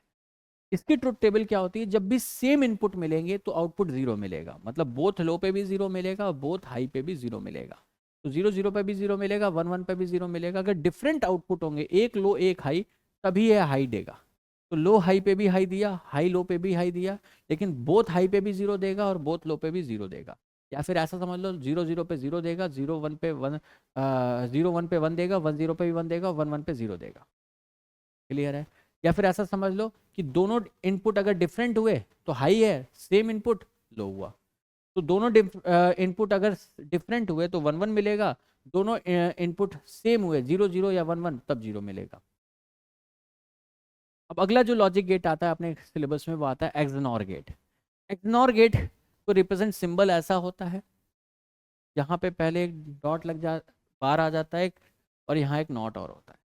का बुलियन फंक्शन होता है A dot B plus A bar B bar, A into B plus A bar into B bar. इसका जो आउटपुट आता है वो क्या आता है, बोथ इनपुट अगर सेम हुए तो आंसर हाई आएगा, डिफरेंट हुए तो लो आएगा। मतलब 0 0 पे भी 1 देगा, 1 1 पे भी 1 देगा, लेकिन 1 0 पे 0 देगा और 0 1 पे भी 0 देगा।